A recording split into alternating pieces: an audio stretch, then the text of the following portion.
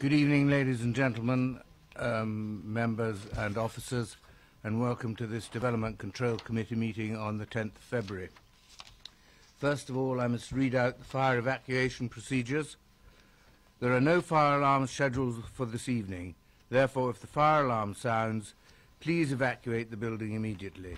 The fire exits are located at the rear and side of the room, and you go down the stairs and we meet in the War Memorial Park.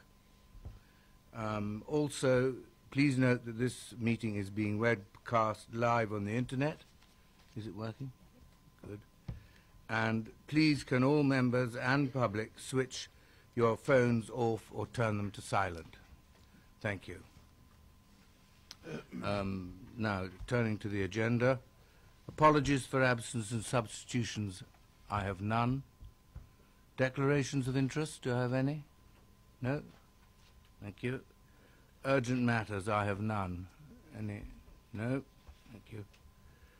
Now, the minutes of the committee meeting held on the 13th of January. Do I have members' agreement to sign these?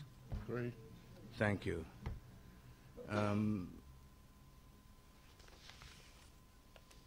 For the benefit of the members of the public attending, I'd like to explain who everybody is around this table.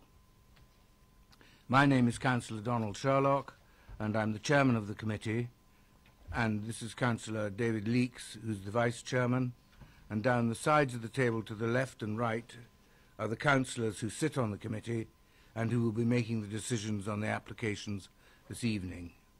Immediately to my left and right are officers who will be advising councillors. In addition, I'd like to explain that the Development Control Committee is a regulatory committee and not a political meeting. The committee will be looking at the evidence brought before us tonight, and we will make a decision based on planning reasons. We are guided by national and local planning guidance and policy. And I do understand that planning can be emotive, and I ask that everyone remains polite and professional throughout the evening. And may I ask all speakers, including visiting members, to speak clearly and to return to their seats once their presentation is complete. No further dialogue between members of the committee and speakers will be permitted once questioning has finished. May I ask all committee members to avoid repetition, and I also ask members to keep any comments on each item to a maximum of 4 minutes. Thank you. Now we move back to the agenda. Item number 5, applications for planning permission and public participation. And the first one on the list is Home Farm, Laverstoke Park. And I have speakers in the form of Parish Council David Ellis, objector Mr. Neville Langdale, and in support Christina Wall, and the presenting officer is Robert Sims. Robert, would you open up? Thank you. Thank you, Chair. This application at Home Farm, Laverstoke Park, Laverstoke, proposals for the conversion of agricultural buildings to 10 residential dwellings, including demolition, partial demolition, rebuild and small-scale extensions, creation of shared access, parking areas including car barns, installation of a biomass boiler and associated landscaping. The application is recommended for approval, subject to securing planning contributions and legal agreement to secure education contributions, play equipment and contributions towards playing fields. But just a couple of updates for you. So the summary of the viewing panel and what we saw on that, and there's a summary of 2 additional letters of objection, as well as an amendment to the Section 106 contributions, which, as mentioned, include education, play areas and play provision. Thank you, Robert. Right. I meant to mention that Councillor Tomlin will be speaking on behalf of Councillor Tilbury at the end of it. May I have David Ellis from the Parish Council, please?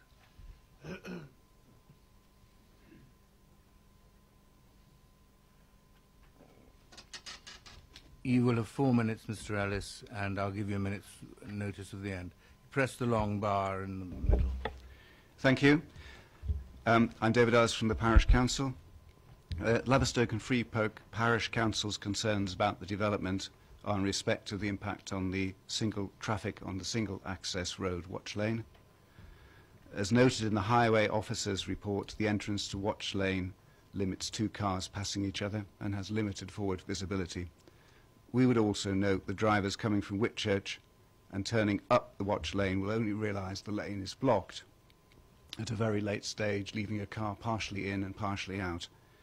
With the high speed of traffic on the B3400, this gives us concerns about safety. We also note the only effective passing place at this junction is a residential drive, which is evidently not satisfactory.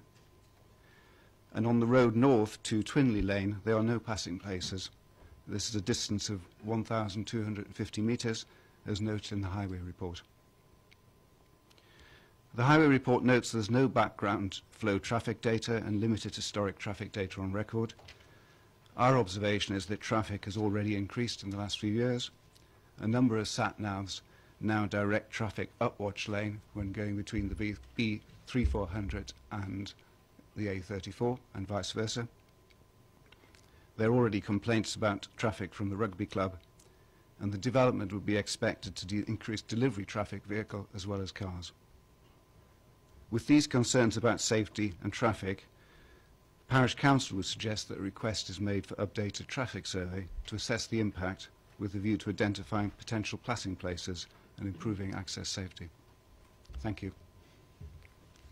Thank you, Mr. Ellis.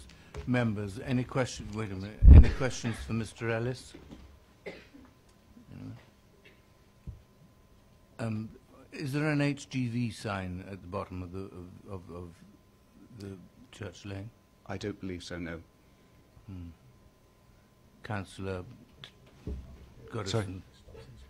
Sorry. Sorry, press it again. Thank you, Chair. So can I just, am I to understand that what you're saying is provided it were possible to, put some form of passing places in the approach, you're happy with the development apart from the difficulty of approaching it, the difficulty of turning off the main road into that particular road, etc., etc. Thank you. That is correct, yes. Councillor Potter. Sorry, Chairman, I know I indicated I wasn't going to say anything, but could I just ask the Parish Council for its views about this particular scheme and the lack of affordable housing that is included in the proposals? Does the Parish Council have a view about that?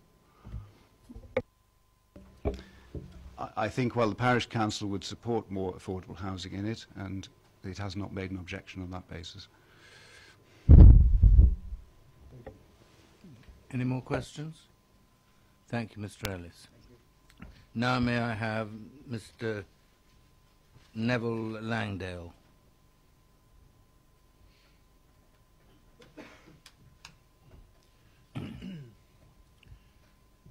You will have 4 minutes too, Mr. Langdale, and I'll give you a minute's notice at the end. Thank you. My name's Neville Langdale. I live at 44 Home Farm, Laverstoke Park, which is adjacent to the development proposed. I'm representing the neighbours and residents of Watch Lane and the surrounding lanes, of which one I am. We believe the following issues have been addressed incorrectly and ask that the current application be refused. With regards to highways and infrastructure, no traffic survey has been carried out since the last permission was granted in 2001, I believe. Since that date, Overton Rugby Club have been moved into the area. The results have been a considerable increase in traffic movements within the area per se. We regularly witness 80 vehicles using Watch Lane from either end of the lane, as well as into the supporting lanes. There are no designated passing places on Watch Lane. There are only 2 designated single car passing places on the tributary road that leads up to the development.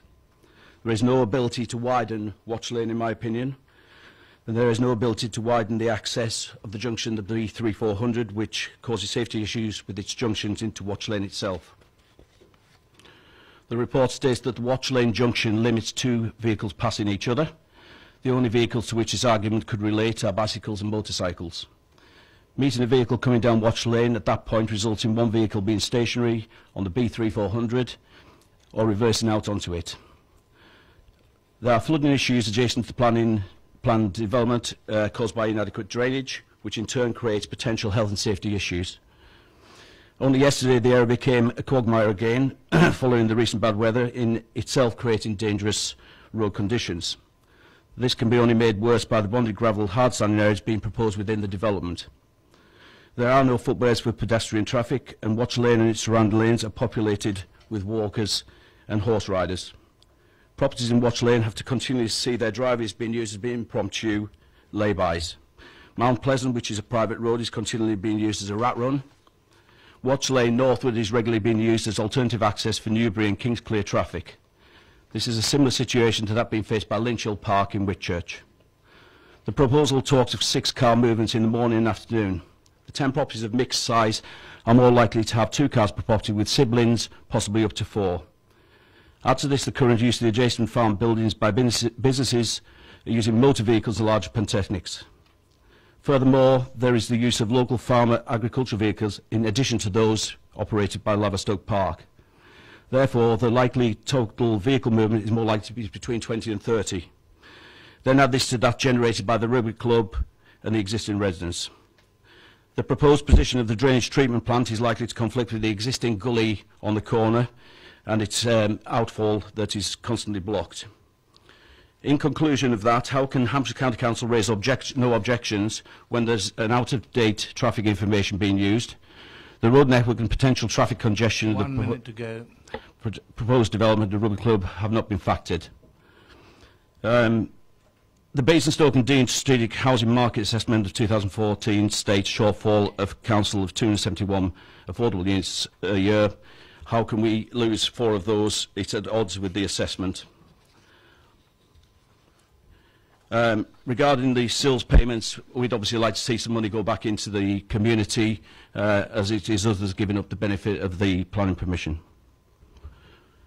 I don't believe the majority of the residents have an issue with the redevelopment. The precedent has been set in planning terms, but we do have an issue with the scale of the development from 4 to 10 units and the impact on the surrounding area of the highway points that I've previously mentioned. In summary, something has to give with the rugby club and the planning application. Until that time, we request that the council reviews its recommendations and looks into the issues raised. Thank you.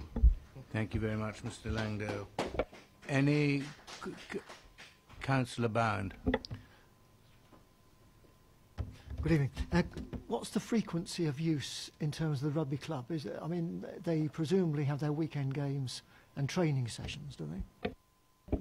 We regularly see traffic coming up from beer lorries from Kern and Nagle during the week. We get grass cutters coming up in the week. We have training nights on Tuesday and Thursday, and we have regular matches on Saturday, and Sunday is just bedlam. Okay. So that will be sort of the winter and autumn. What in the summertime, is that area used at all? Yes, because they use it for private functions throughout the year. That's the only way that they can generate the income that they need. And to be fair, when they do have those functions, they're rather large functions. Of course, we have the traffic being redirected round the back of the farm through an access that would be adjacent to the proposed development. Good. Any more questions? Thank you, Mr. Langdale. Christina Wall, please.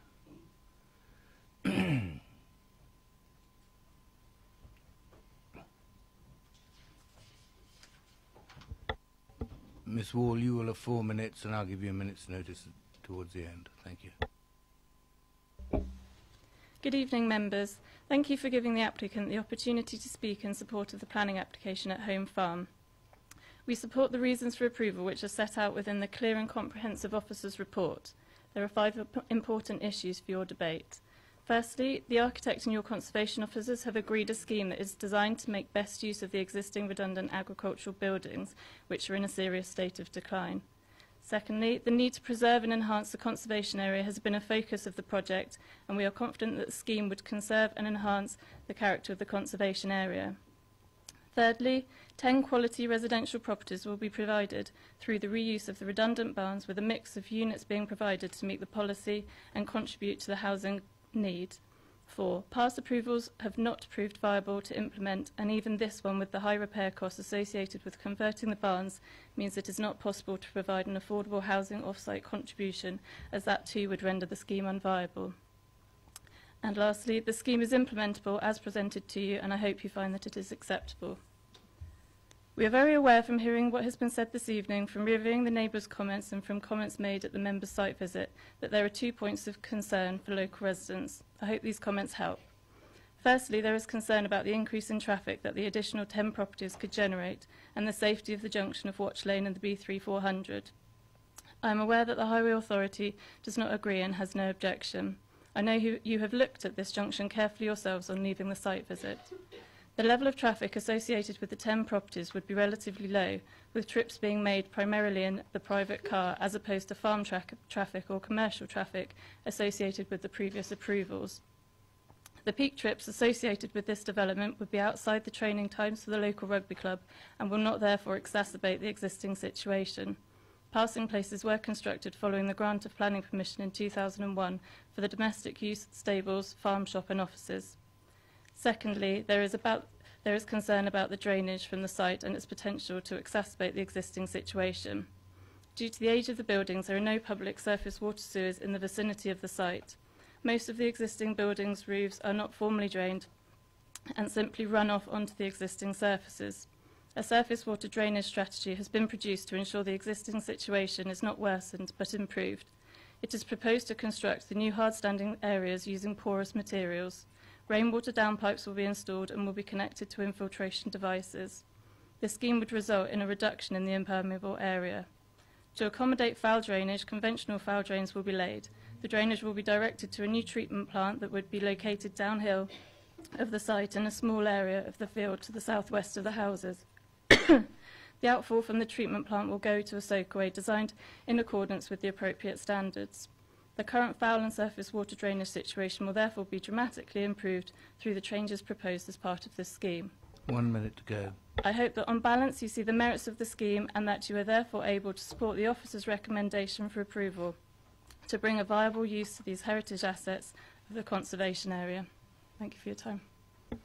Thank you. Members, any questions for Ms Wall? Councillor Bound. Good evening. Just one question.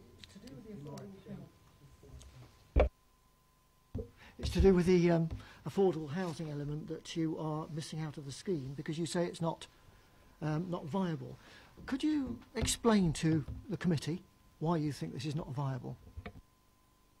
I'm not a viability expert, but an independent assessment has been undertaken by the council, and that looked at a viability assessment that was produced on behalf of our clients. So that looked at all the costs, and there's high repair costs associated with bringing up to good standard these buildings because of the materials, etc.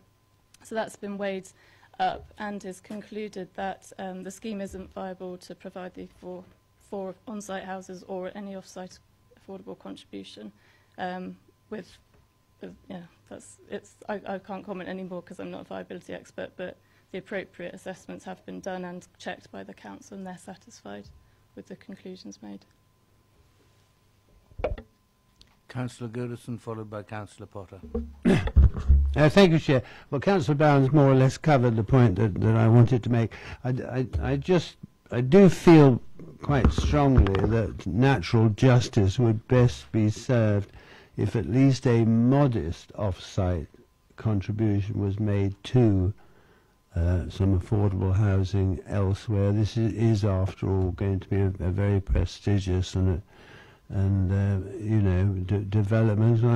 I'm sure the demand for it there will be a lot of demand for it. But is there no way that even a modest off-site contribution could be allowed? Unfortunately, I'm not in control of the figures and things like that. As I've said already, the assessment has been undertaken. The council have looked at all of the figures. They've questioned some of the figures in there, but they are satisfied that they are appropriately justified. And so, unfortunately, I'm not able, in my position here today, to offer anything further. Councillor Potter. Oh, sorry. Thank you, Chairman. I mean, later on, when we get into debate, I do want to come on to the whole issue of viability reports and see what advice I can get through you and others about the scope of any discussions we may have, because of the so-called commercial sensitivity of such reports. But can I just come back to Ms. Wall, and it may be the same answer, but viability is an interesting word, really, but the bottom line on this, really, is the developer, the applicant, is saying, if I have to provide affordable housing either on the site or an off-site contract, I can't make as much money from it as a scheme as I would otherwise do. That's the long and short of it, isn't it, really? The profit margin's reduced because I've got to provide affordable housing. I mean, all sorts of words can be used, but that's what it comes down to, isn't it, really? Our clients, if he was required to pay off-site contribution for affordable housing, it's likely that this scheme wouldn't come forward because of the significant cost, because of the age of the building and the repair that's required to achieve that.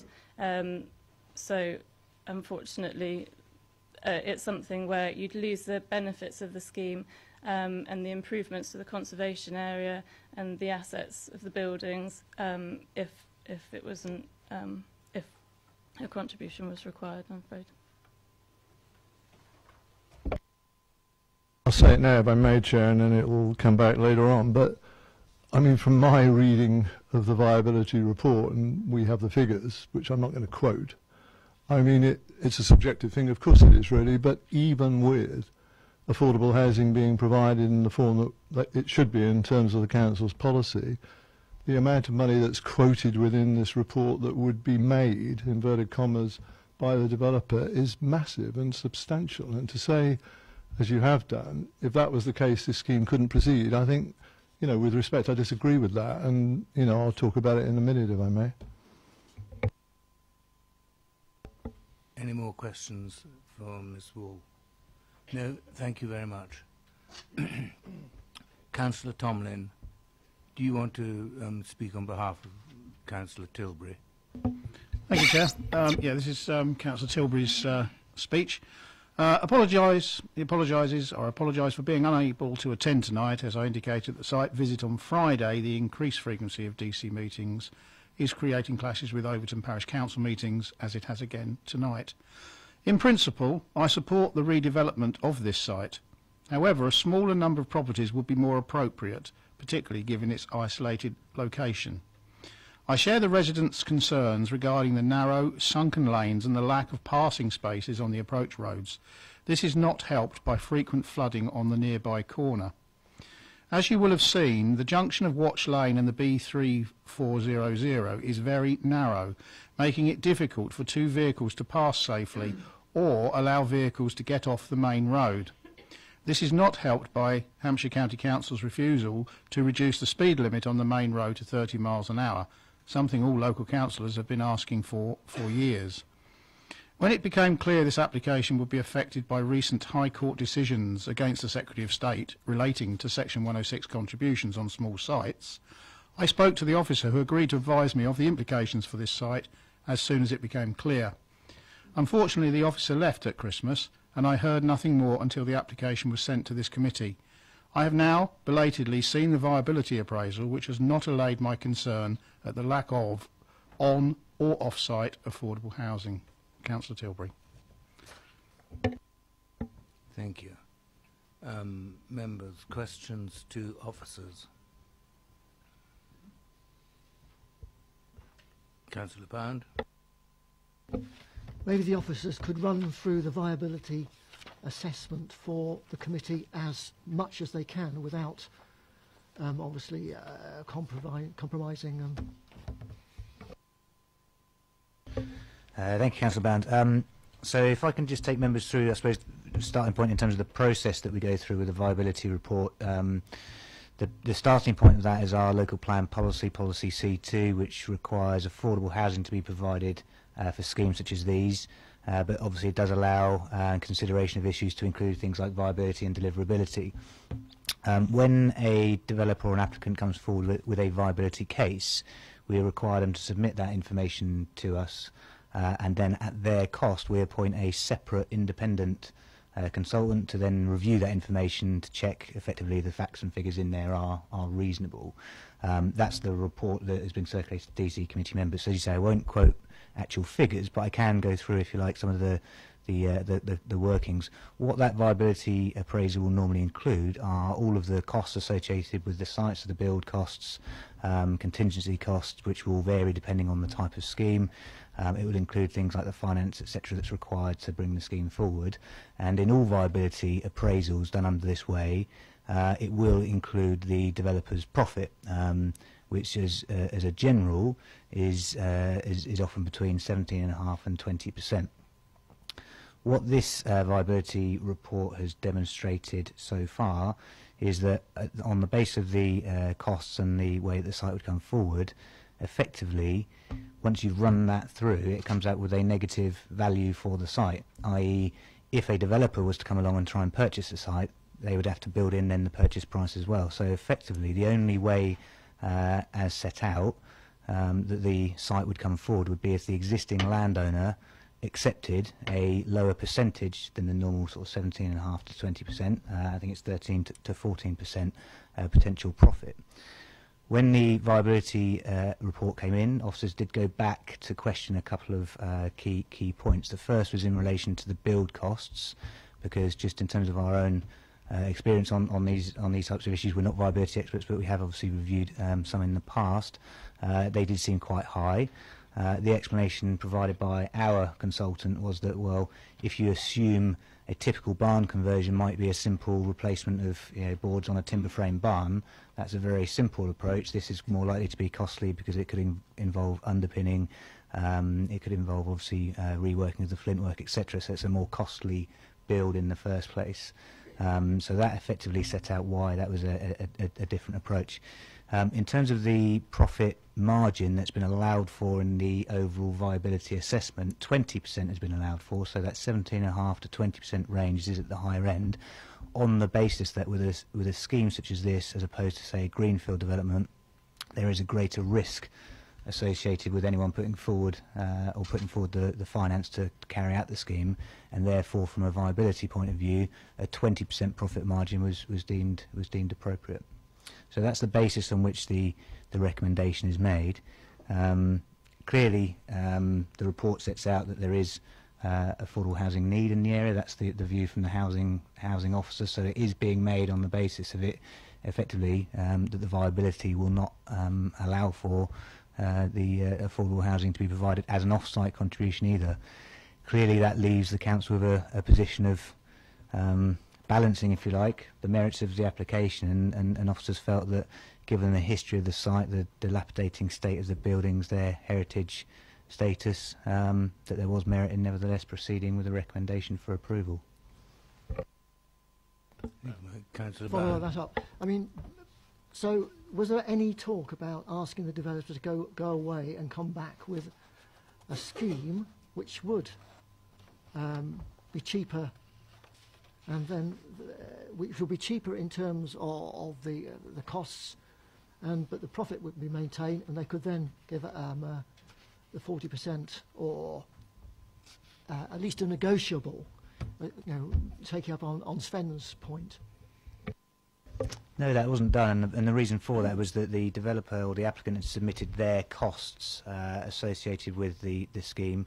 That independent check that we had done by our own appointed consultant confirmed that those costs were reasonable, and so effectively there's no basis on which we could go back and say, well, can you do it for cheaper? The cost of conversion is an accepted reasonable cost, having been assessed independently. So there is no basis on which we would be able to go back.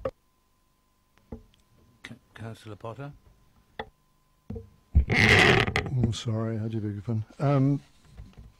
I mean, as I indicated a while ago, I mean, I think probably at some stage this is something that this Development Control Committee needs to look at in a way that we haven't up to now. And I'd like the committee to come with me in terms of a recommendation to council on these matters, because in simple language, we're faced with an applicant, a developer, saying, I want to be released from the requirements of a council policy in regard to the provision of affordable housing.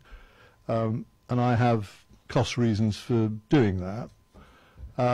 And that's contained within the sort of viability reports that are prepared. But as a DC committee who has the responsibility for actually seeking to apply council policy in regard to these planning matters, we're much restricted in the terms that we can make some contribution to that debate. I mean, in simple terms, we're asked to accept the opinions of experts and not make our own contributions to it. I mean, I don't profess to be an expert, but I know some things about burning costs, and some of the inflated bill costs that are in this viability report do cause me concern. And there's a range of things. And as I indicated to one of the speakers, I mean, viability, as I say, is a fascinating word, but really what it amounts to is somebody saying, I can't make the money out of the scheme that I would otherwise make if I have to provide affordable housing in one form or another.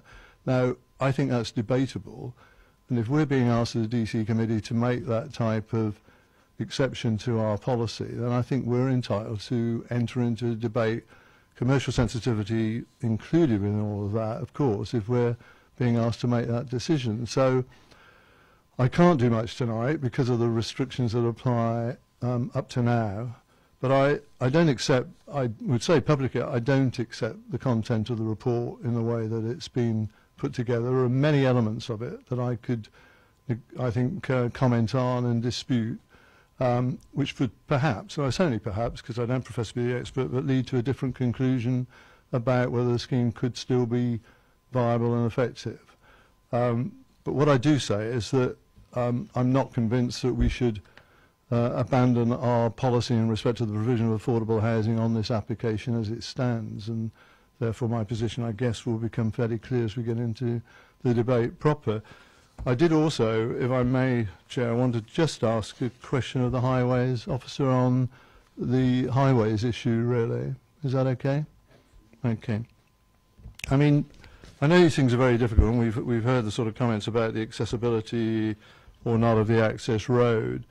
But the comment made by the highways officer on, I think it's page 17 of 142, the concerns raised by local objectors and the parish are noted, but on balance, the highway officer is of the opinion that the proposed development would not have a significant adverse impact on the surrounding highway and movement network, and on this basis has raised no objection.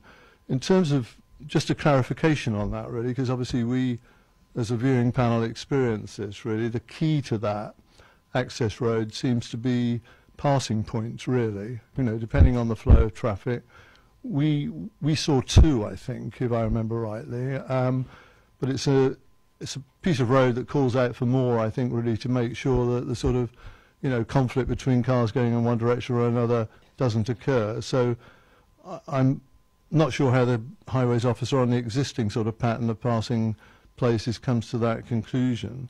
And also, obviously, the thing that concerned us most of all, and I know there's some history on this anyway, but I think is that turning in from the main road, albeit not a road, but the main road. And it was very clear to us in the bus that we were travelling in that if you get a situation where somebody is coming out of that road and a car is seeking to go in, that the car stops, and that causes a potential real highway risk, it seems to me, on the main road. And I just want to know how that figures within the calculation that's made about the sort of risks and assessment that's being made in this connection. Comments on that would be appreciated, please.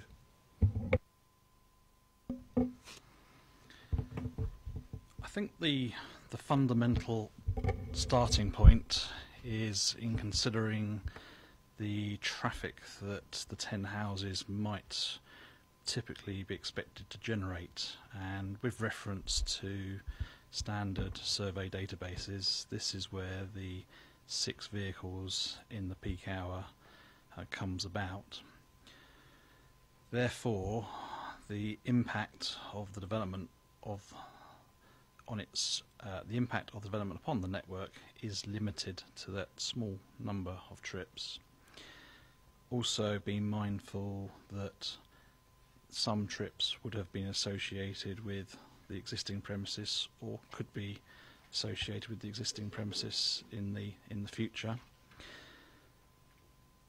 With respect to passing bays, the opportunities to provide passing bays between this site and the B3400 have been explored previously, and that is what resulted in the 2 passing bays that currently exist. With the application line being drawn as it is, and the highway roads being in the configuration that they currently are, the scope to provide additional passing bays, although desirable, does not appear to be available. Likewise, with the junction with the B3400, the scope to improve the arrangement at that point is also limited, and therefore really we are left with taking a judgment on those 6 trips. Is that so harmful that an objection would be sustainable on appeal? And our view is that it is not in this case.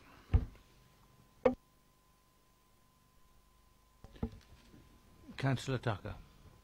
Thank you, Mr. Chairman. On the same subject, I appreciate everything that you've said, but in that there could be cause for problems of people coming along the 3400 and suddenly having to stop, is there any kind of sign that could be put up? I can't remember what I haven't read the highway code for a very long time, I have to say. Something like hidden access or hidden something or other, just to warn people that somebody could be coming out.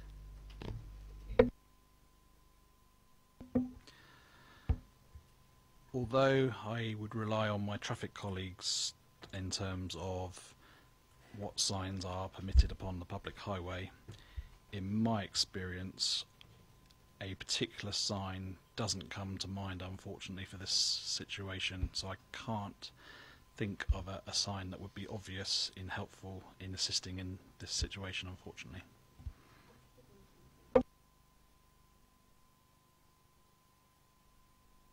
Isn't there something that's sort of hidden something or other, or hidden? I'm sure there is something that could be used. Concealed entrance.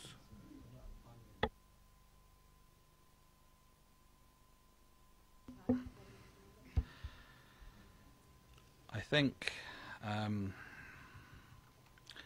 although there may be examples of signage in certain situations, I'm conscious that this situation is replicated possibly also further along on the B3400, but also in other sections of the public highway network. So what I would be very surprised is if, even if a sign were permitted, the ability for that to be rolled out extensively, I think would then make the nature of that sign would get eroded.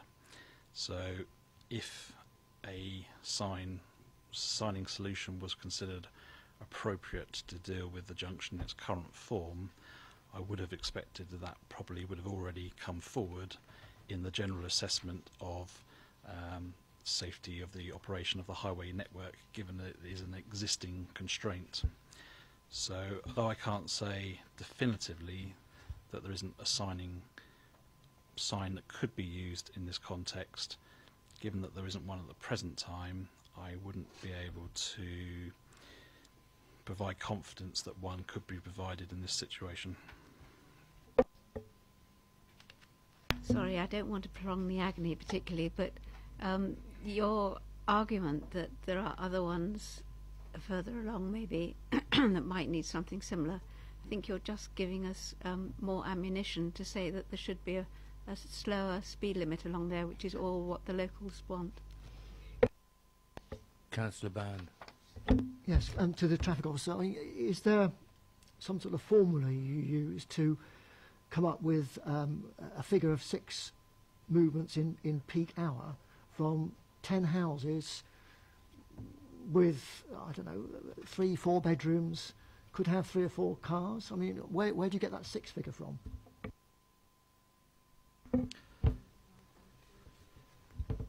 For highway assessments, whether that be a transport statement or a full-blown transport assessment, there is a database called the TRICS database, which contains surveys of a wide selection of sites, and generally what either the consultant or ourselves checking, we will refer to that database, and that enables people to select the appropriate land use, so in this case residential, also to take into account of other factors, location, etc.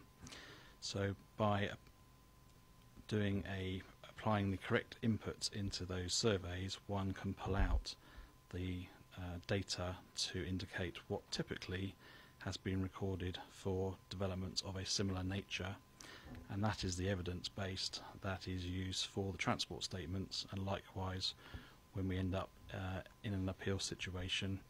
So the 6 trips in the peak hour is evidenced by that database.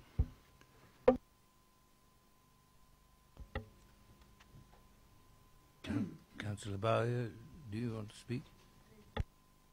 Thank you, Chairman. Chairman, I noticed in one of the letters of objection that there was a previous permission for a commercial nursery which required a pull-in opposite properties in Watch Lane, and this has never been implemented, but they are querying whether it could be considered as part of this current application.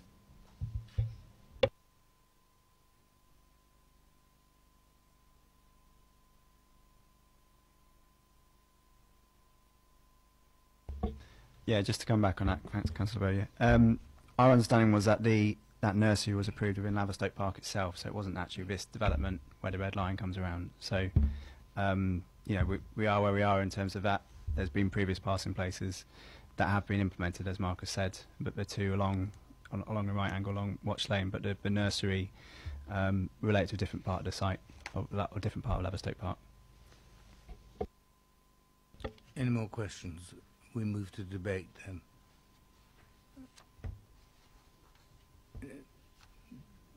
Anybody want to start it off?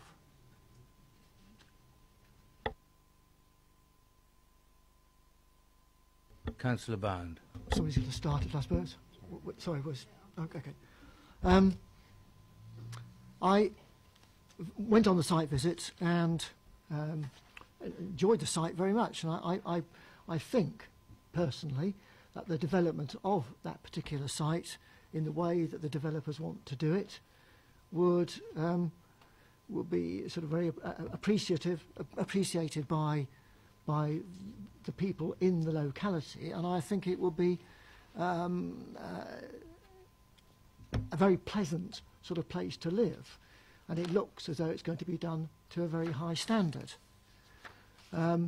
Aside from the problems with the access road, I still, I'm afraid, can't get my head around the lack of providing some sort of off-site affordable housing. And I don't think it's beyond the bounds of possibility for a developer to come forward knowing that that is council policy up to 40%. That is council policy that we are going to overturn if we were to go and go with the officer recommendation this evening. And I cannot, on that basis, go with the officer recommendation. I think, as Sven said, there should have been at least some attempt somewhere along the line to allow for some off-site affordable. The policy is up to 40%. Whether it was 40% or not doesn't really matter here. But on that basis, I can't go with the officer recommendation. But I will listen to the rest of the debate with interest. Thank you. Anyone else? Councillor Bowyer. Thank you, Chairman. Followed by Councillor Potter. On this occasion, I actually support Councillor Bound on this. We've looked at contributions towards education, playing fields and equipped play provision, but you said earlier that there is a 20% markup here. These properties are will go for a vast amount of money in that location, and I feel that something should be squeezed out of the developer towards affordable housing.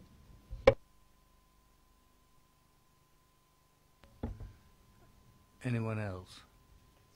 Councillor Potter, sorry, yes, you were next. I mean, I think there are lots of concerns that we have about the traffic implications, but obviously I'm minded by the experts' view on all of this. It seems to me the simple logic is that it's going to exacerbate to some small extent an already difficult traffic problem, really, because that's the long and short of it, isn't it, really? But it's by how much, and does it make it that much worse that it would be not worthy of support in those circumstances? I mean, it's a debatable point, obviously. And in regard to the affordable housing, I think I've probably said it already. Obviously, I do support the two previous speakers, councillor speakers, in that regard.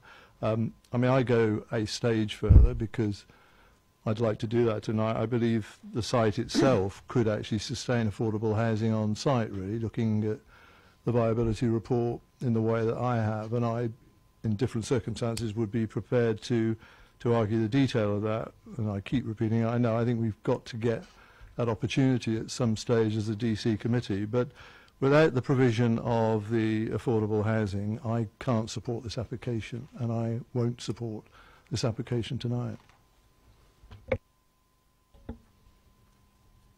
Any others? Councillor Westbrook. Thank you, Chair.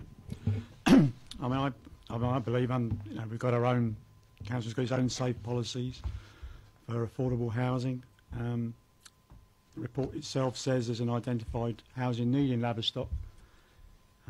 The housing officer also, says under certain circumstances, if it's not viable there, can't put it there. Off-site contributions can be made.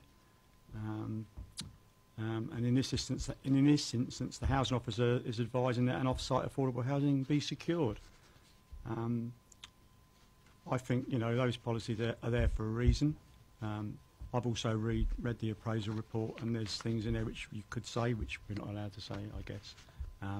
But obviously, I mean, under these circumstances, I can't support it either. Councillor Taylor. I think I take a slightly different view. I feel at the moment I'm not in a position to argue with professional opinion. To be honest with you, I don't have the tools with which to do that. Either the viability testing or the highways officer and his opinions. I think I have to accept that there have to be some exceptions to the affordable housing rule. Otherwise, we would just fill the place with standard housing. And this is a high-end housing development where a huge amount of money has got to be sunk into trying to maintain the traditional character of the barns, the flint walls, all the features that are going to be kept. And I think I can see that there are huge risks attached to that. And whilst obviously they've made their assessment of the costs, there are probably all sorts of hidden and unknown costs that might arise with a scheme as ambitious as this. That my opinion is that if we try and impose either this 40% or this contribution on the developer, that this just won't go ahead at all, and we'll be losing 10 houses. So in that regard, I would be supportive of this. However, I am concerned about Watch Lane.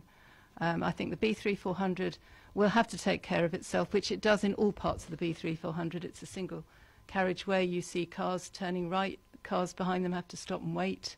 I would like to see 30 miles an hour like there is in Newfound, but I'm more concerned with Watch Lane. I appreciate that there's, I think, were there 2 houses along that first bit of Watch Lane, and I cannot accept that there can't be at least one passing place. I'm assuming that the land opposite those houses is in the Laverstoke estate, and it's not.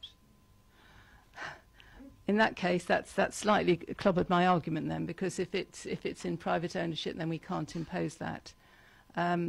So I'm not quite sure which way I'm going to vote at this stage because of that. But I personally would have liked to have seen more effort made to improve the traffic situation on Watch Lane, and I'm sure something can be done, even if it means purchasing a bit of land. Thank you. Any other comments? Councillor Goodison.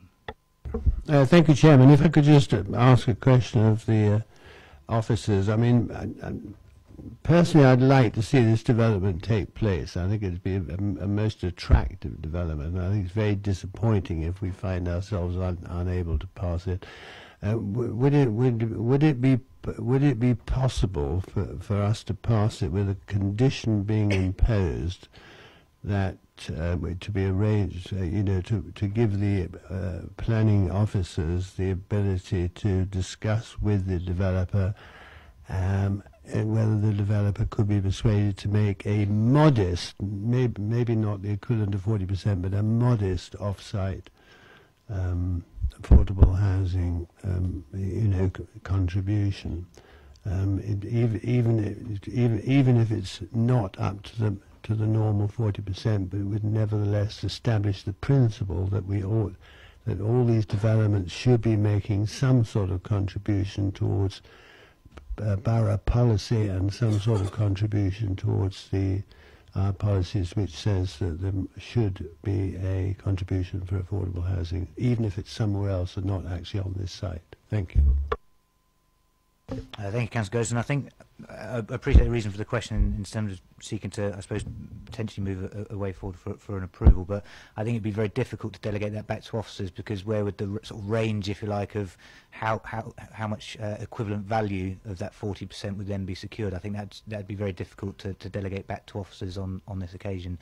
I mean, my only, hopefully this assists the committee to a point, but I suppose the issue with affordable housing and the viability position, I do entirely understand the comments made and the concerns raised about how it's not complying with the policy in terms of securing affordable housing, but nevertheless, there are the policy does allow for viability to be considered. That has been done in the normal way, and I think there is that, I suppose, that issue of at what point would the landowner be willing to bring the site forward? If the viability is reduced further, so effectively the return is at that point where it's no longer in his interests, if you like, to bring the site forward as a whole. Equally, taking that point in isolation aside, there then needs to be a balance of all the other issues surrounding the development. We have other policies in the local plan regarding conversion of agricultural buildings, retaining heritage assets, etc. So again, that is the basis on which the recommendation has been put forward. Councillor Potter. Sorry, Councillor Tucker. Oh, sorry, I beg You lead on. Ladies first tonight, is it? The two last speakers, I believe, have put it very succinctly, that we have a possibility of having a very nice development there, and we have been given access to viability studies from both sides. It's been checked. We are not experts in any way, shape or form. We can only go by our experts on our side and their side as to what is going to be viable or otherwise. And I do not believe it is for us to go against people who are qualified where this is concerned. Sadly, because I would very much like to see some money go towards affordable housing, but I do think we also ought to have these buildings protected and put to good purpose, which, I mean, because they are certainly a very nice little development there. So actually I would move that it be passed. Thank you. Councillor Potter. I mean, I know Councillor Tucker's moved that, that's fine, and you'll deal with that. I just wanted to make a couple of comments, if I could, really, because these things are not absolutes. I mean, the officer writing the report obviously concludes, as I know people are referring to, that on balance, and this is the area that we actually get into, the conversion of the barns represents an important alternative use for these valuable non-designated historic assets, which would achieve their retention, and as such outweighs the provision of affordable housing, either on-site or as an off-site contribution. Well, I mean, that's a debate with respect, isn't it, really? And I have said already, repeating it, I don't accept that premise.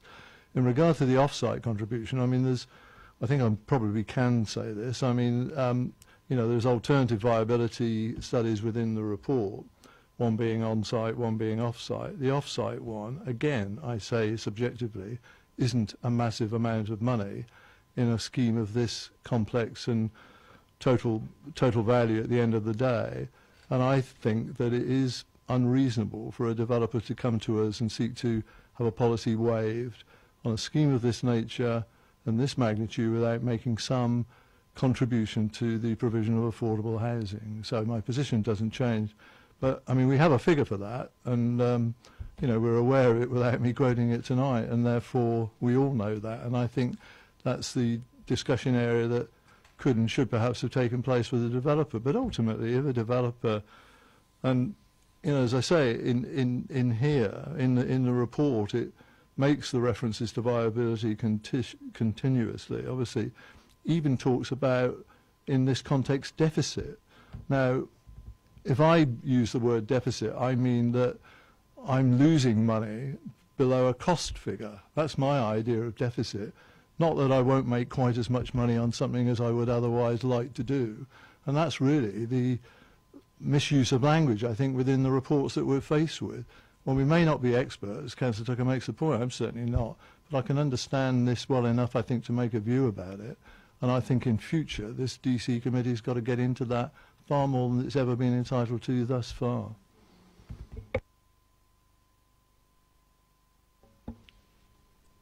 Any more comments? Councillor Gerdeson.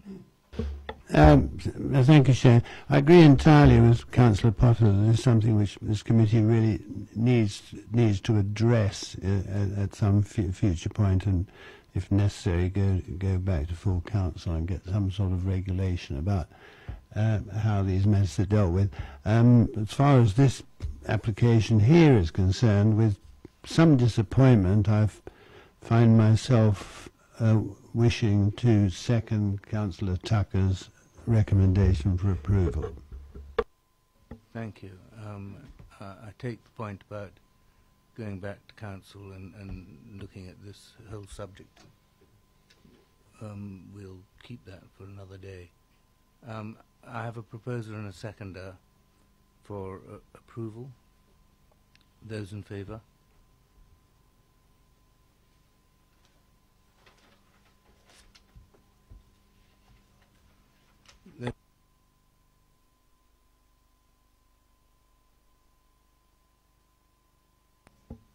The motion is lost.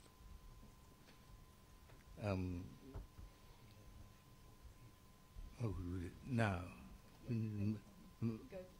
Go back to debate now, or put another motion on the table?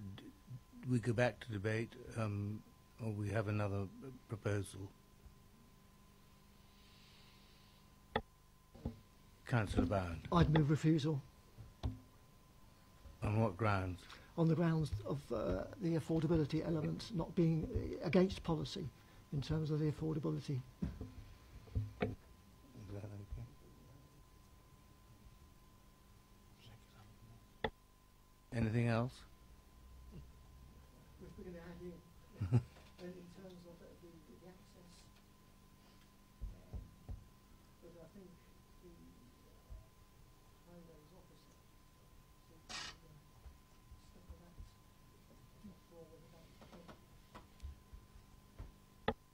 Sorry. Councillor Potter. Sorry, I mean, I'm happy to second Councillor Bound's proposal in regard to refusal. And it seems to me if we're able to argue that this is non-policy compliant with a key policy, i.e. the non-provision of affordable housing, I think that's sufficient in itself, is it not? I look to Mike, but I think that's sufficient in itself, isn't it? I don't want to put mate weights in for the sake of it. I mean, the concerns we have about access, passing points, all of that, I think, have been said enough tonight, really, and there are concerns about that, and we're not convinced, I think, necessarily about the traffic flow that will emanate from this development, but all of that apart, when we've got a key non-compliant proposal in terms of policy, I think that's sufficient, isn't it? Chair, certainly my advice would be that the committee should refuse only on the grounds that they feel sort of comfortable with, and you know, what if there's one good reason for refusal, if you like, that's in the committee mind, that's the way that I think it should progress. In terms of the wording of the reason for refusal, it sounds as if the committee's concerns on the affordable housing are the lack of affordable housing and the fact that it's not been demonstrated in terms of viability information submitted, that effectively that it can't be achieved. So in those grounds, it would be an unsustainable form of development.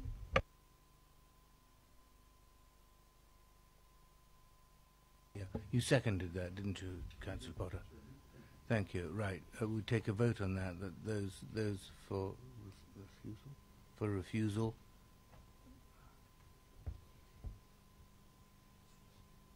Those against.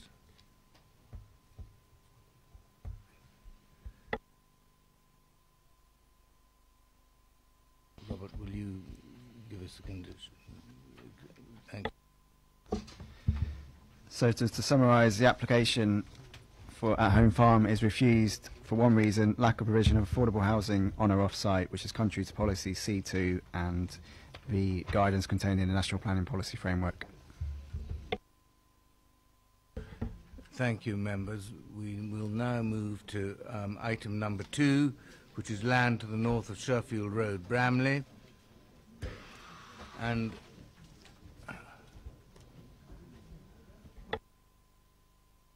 we'll just give it a minute to clear.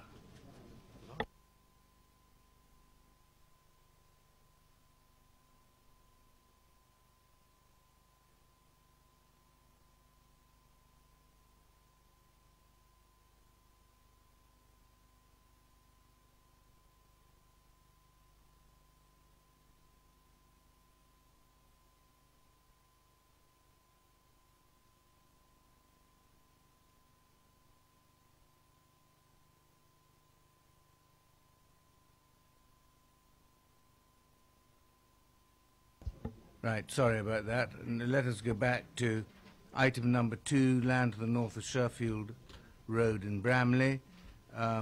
We have speakers at my discretion, and speaking is going to be restricted to the drainage and water subjects only. And we're not going over any of the ground that we went over the last time.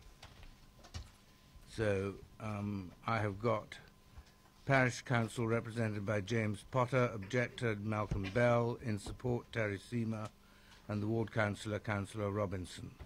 And the officer presenting is Nicola Williams. Nicola, thank you. The application concerns an outline application for up to 50 dwellings with only access for consideration at this stage. It was deferred at the December committee to consider the drainage and flood risk issues associated with the development. Since that committee, the further information has been received, and both the Environment Agency and the local lead flood authority have seen what has been submitted, in addition to the Parish Council's drainage consultant, and still do not raise any objections to the application. And as noted in the update, there's various sort of correspondence between different parties, which in essence summarises that the Environment Agency and the LLFA they have not changed their opinion of the application, and the update also refers to variations to certain conditions, which is the contaminated land condition. In addition to the update, there's also a verbal update that since the publication of the update, a further report has been submitted by the Parish Council's drainage consultant, which just expands on the hydrology and the flood risk issues of the site. The recommendation is still for approval, subject to the applicant entering into the Section 106 legal agreement. Thank you. Right, first of all, James Potter. You will have 4 minutes, Mr. Potter, and I'll give you a minute's notice towards the end. Good evening. My name is James Potter. I work for AAH Planning Consultants. We've been engaged on behalf of Bramley Parish Council to undertake an independent flood report in relation to this planning application. The purpose of the report really is predominantly to safeguard the position of both Bramley's existing and potential future residents if the committee are minded to approve the planning application. The site's located in an area of flood zone 1, as I think is widely acknowledged by all parties. That's an area that's considered to have a low risk of flooding from rivers and the sea. At this location, however, the site is based on the national flood map, which by the Environment Agency's own admission, and they will document this and publish this as far as they can, it's open to serious error. It is an erroneous data source and often is not considered suitable for site-specific flood risk assessment. That said, its outlines are considered for the purposes of planning, and we realise why the local authority, why the developer has used this. Our draft has been to improve and refine the flood model. Now, this is a process that can't be done overnight and certainly couldn't be done in the consultation period.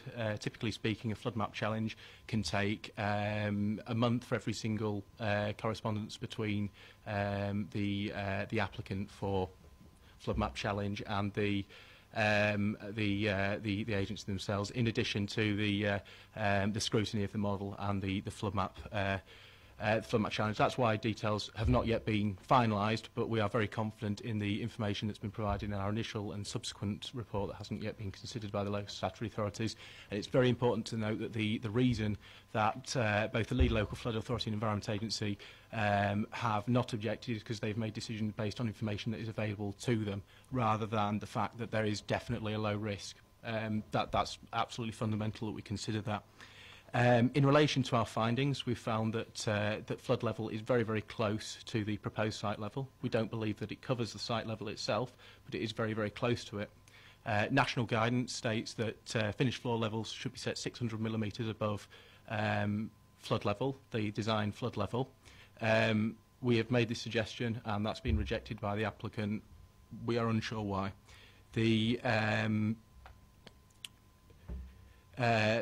There is a secondary risk of flooding in addition to the Bramley Green stream, which is mapped by the Environment Agency, who only map main rivers. There is an ordinary watercourse crossing the site. There's an obvious risk of flooding to that, and within initial modelling, although we cannot quantify this because detailed flow rates are not available due to catchment complications, it's not possible to quantify a return period for that.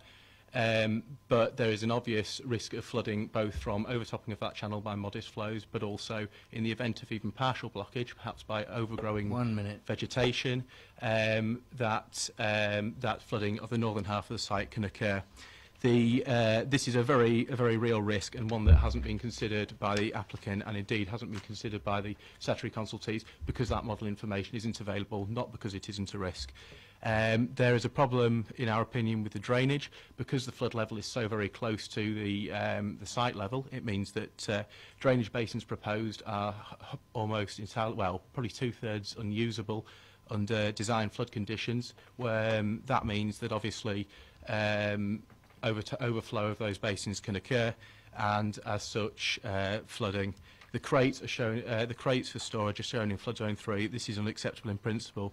To summarise, we would like to say that although the Environment Agency and Lead Local Flood Authority are constrained by the information available, we would hope that committee members with local interests at heart would acknowledge that there's a real risk of flooding to the site and make a decision seeking comprehensive address of this issue.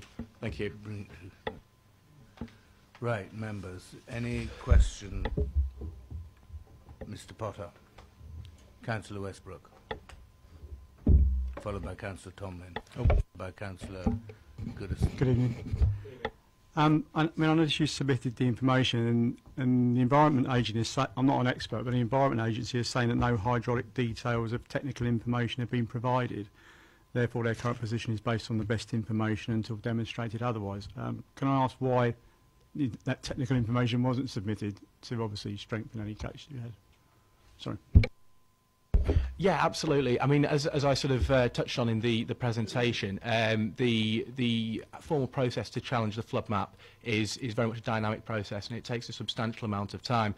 It's very, very rare that a single model can be submitted and approved in such a short space of time. Now, I realise the consultation period is several weeks, but it isn't possible to submit and get an approved model. So, in essence, you know, from the day that the application is submitted, we may well be looking at sort of 5-6 months down the line before you would see an approved model. So really, it wouldn't be possible to ever submit final detail. What we have subsequently done, and we acknowledge, as far as Basingstoke Council are concerned, they probably haven't had time to consult on that, and we think that's reasonable for Basingstoke Council. We have submitted what we believe is a workable model, and it would be akin to something that we may produce to support or oppose a planning application, and certainly would use for design purposes. I hope that answers your question. Thank you. Councillor Tomlin are next, I think. Thank you, Chair. Yeah, good evening, Mr. Potter. We're possibly looking at a battle of consultants because the applicant's going to swear by theirs and Bramley Parish Council obviously take your reports on board. Can you just give us a background of your company and the sort of exposure of whatever you've done? And obviously you're a flood consultant, but give us some sort of background, can you, please? Yes, certainly. I mean, would you like company background or personal, or you know, sort of? I mean, I can sort of go across the board. I mean, the company was formed, I think, about 8 years ago. I joined just over 6 years ago. My grounding originally is in environmental science, and I'm very much that's always been my duty. Has fluvial flood risk assessment since I entered in post. Before that, I actually worked for the Environment Agency. Whether that's a good or a bad thing is possibly debatable. But yeah, that's been my experience. There's been 2 consultants involved in the production of the planning objection and the technical survey. There's myself, who has undertaken a lot of the written consultation, and there's my colleague Philip McAteer, who is a chartered civil engineer of 32 years, who has undertaken the hydraulic model. So in terms of the confidence in the data produced, we're extremely confident in that, and whereby we certainly don't, we wouldn't sort of cast any dispersions on the applicant's representatives. We don't feel as though the information that they're submitting is wrong. We just don't feel that enough detail has been submitted, and we don't think that all points of potential flooding have been considered, if that makes sense. I'm certain you'll be told that it's that the reports have been tailored to meet the requirements of national and local policy. Clearly, where fluvial flooding taking into account, clearly where a flood risk assessment taking into a fluvial flooding only takes into account the mapped watercourse of which is a main river. It probably isn't looking at flooding from all sources, and we do feel as though there's a very, very real risk, as I sort of touched on before, from this ordinary watercourse. Probably more so in terms of actually flooding to the development than from the Bromley Green stream. However, we feel that a very strong concern is the Bromley Green stream flood levels in comparison to drainage infrastructure, and we don't believe that a SUD scheme, as shown on the plan, could be achieved. Now, that's not to say that we should go in with a detailed design, but where the SUDS basins, which are essentially sort of dry ponds, for want of a better word, are created and shallowed, that clearly means they have a much greater land take, which means either you're looking at much greater development densities or a far reduced number of units. I mean, we've again, as we've sort of acknowledged, the parish, the local authority haven't had a chance to look at the sort of technical information. But I mean, we've also touched on the fact that, you know, potentially there's ways and means of draining via pumps, but really the proposed highway infrastructure and sort of spatial constraints again may well limit the viability of that also. I hope that answers your question. Thank you. Councillor Goodison, followed by Councillor Potter. Thank you, Chair. Good evening, Mr. Potter. Just as a matter of interest, would your organisation be willing to sit down and get into in-depth and detailed discussions with the Environment Agency about whether what you say as opposed to what they say is correct, and whether you could find any common ground. And I'm thinking, really thinking in terms of, you know, possibly this committee might decide to support this application, but only on the condition that the two of you sit down and work out, and each of you has the opportunity to satisfy the other one that what they're saying is correct. And if you couldn't reach agreement, then the application would fail, and if you could reach agreement, the application would pass. Thank you. I mean, I'm not certain about the technicalities as I understand it. I mean, the short answer is yes, absolutely. We would be more than prepared to engage with the applicant, and actually we've done so with the applicant's planning agents already, and also the Environment Agency, who are obviously consulted at every stage during the flood map challenge. What I'd probably say in terms of a grant of planning permission subject to finding common ground, I think that's a really sensible you know, conclusion if it can be guaranteed that there will be common ground. My only concern, I think, would be that maybe that common ground wouldn't be found, in which instance you would have granted a planning application that possibly couldn't be implemented. And I don't believe that can be done. But I mean, I'm open to correction on that. I hope that is that okay.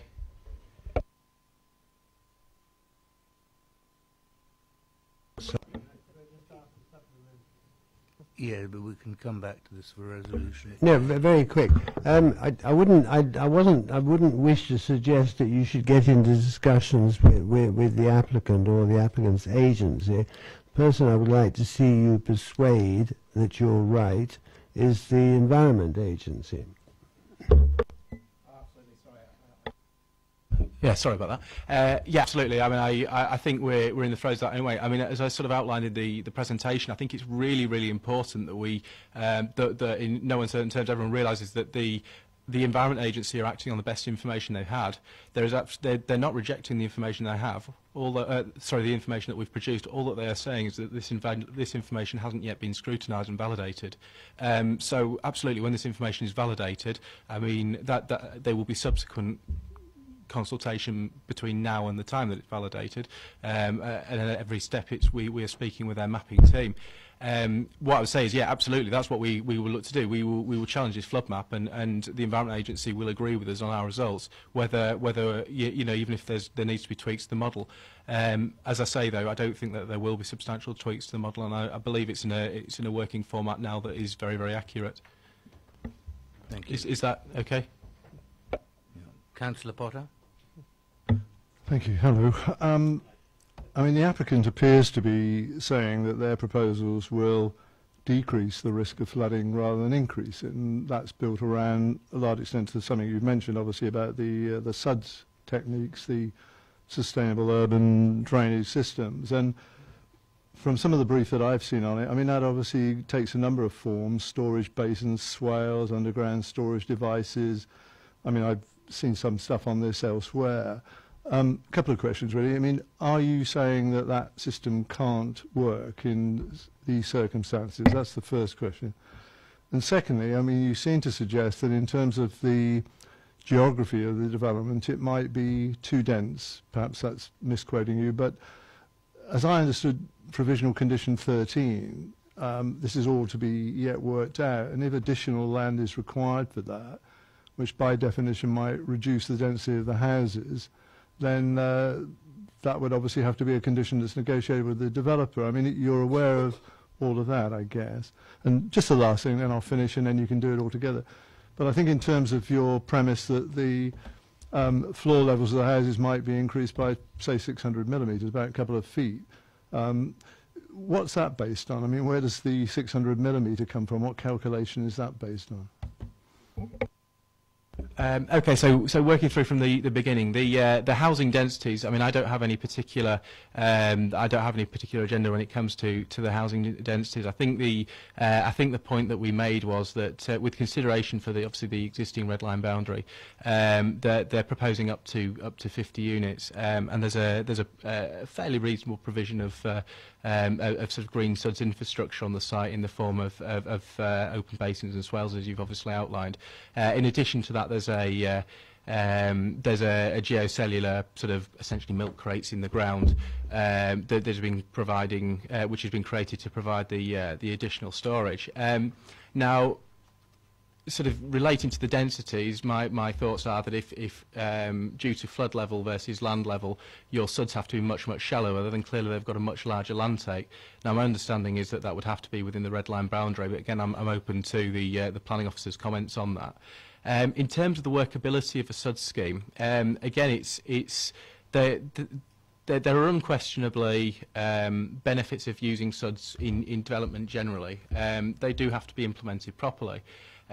What I'd probably say in this scenario is that actually the level of detail in there, and although, as I say, we acknowledge it's an outline application and not a full design, I think the level of detail in there is not sufficient to show that it's workable. And for the reasons as I sort of mentioned before, I think I think a lot of the storage that is currently proposed is lost. So that itself means that you would be looking at exceedance of these units, and actually, again, for all intents and purposes, an overflow from those and an unattenuated discharge into those already flooded floodplain areas. So that in itself, where there's exceedance, would be a point for consideration, and indeed the developer himself has acknowledged through their exceedance plans flows travelling towards the Bramley Green stream in the event of drainage system failure, perhaps that be by exceedance or system blockage. So yeah, that I'm not sure that I'm not sure has been shown in enough detail. I'd also like to point to the fact that the geocellular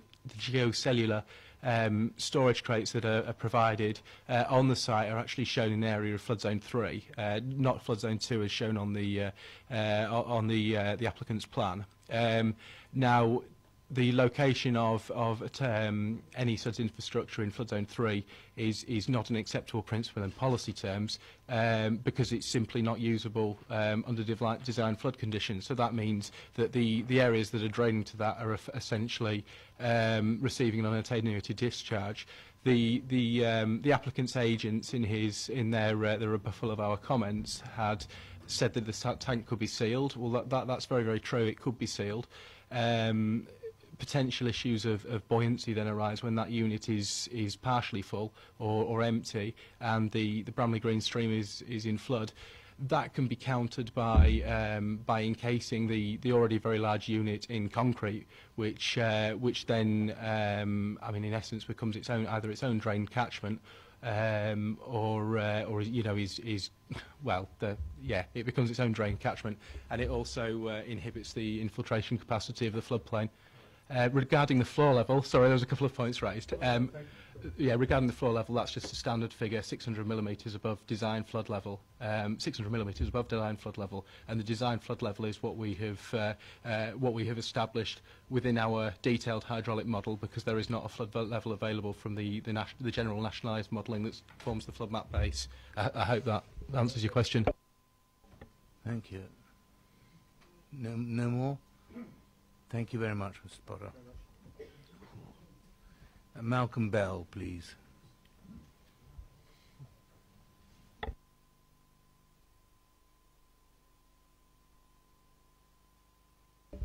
Thank you, Chair. I was not down to speak this evening because, in fact, at the end of the day, then I cannot add anything to what the professional has said for us.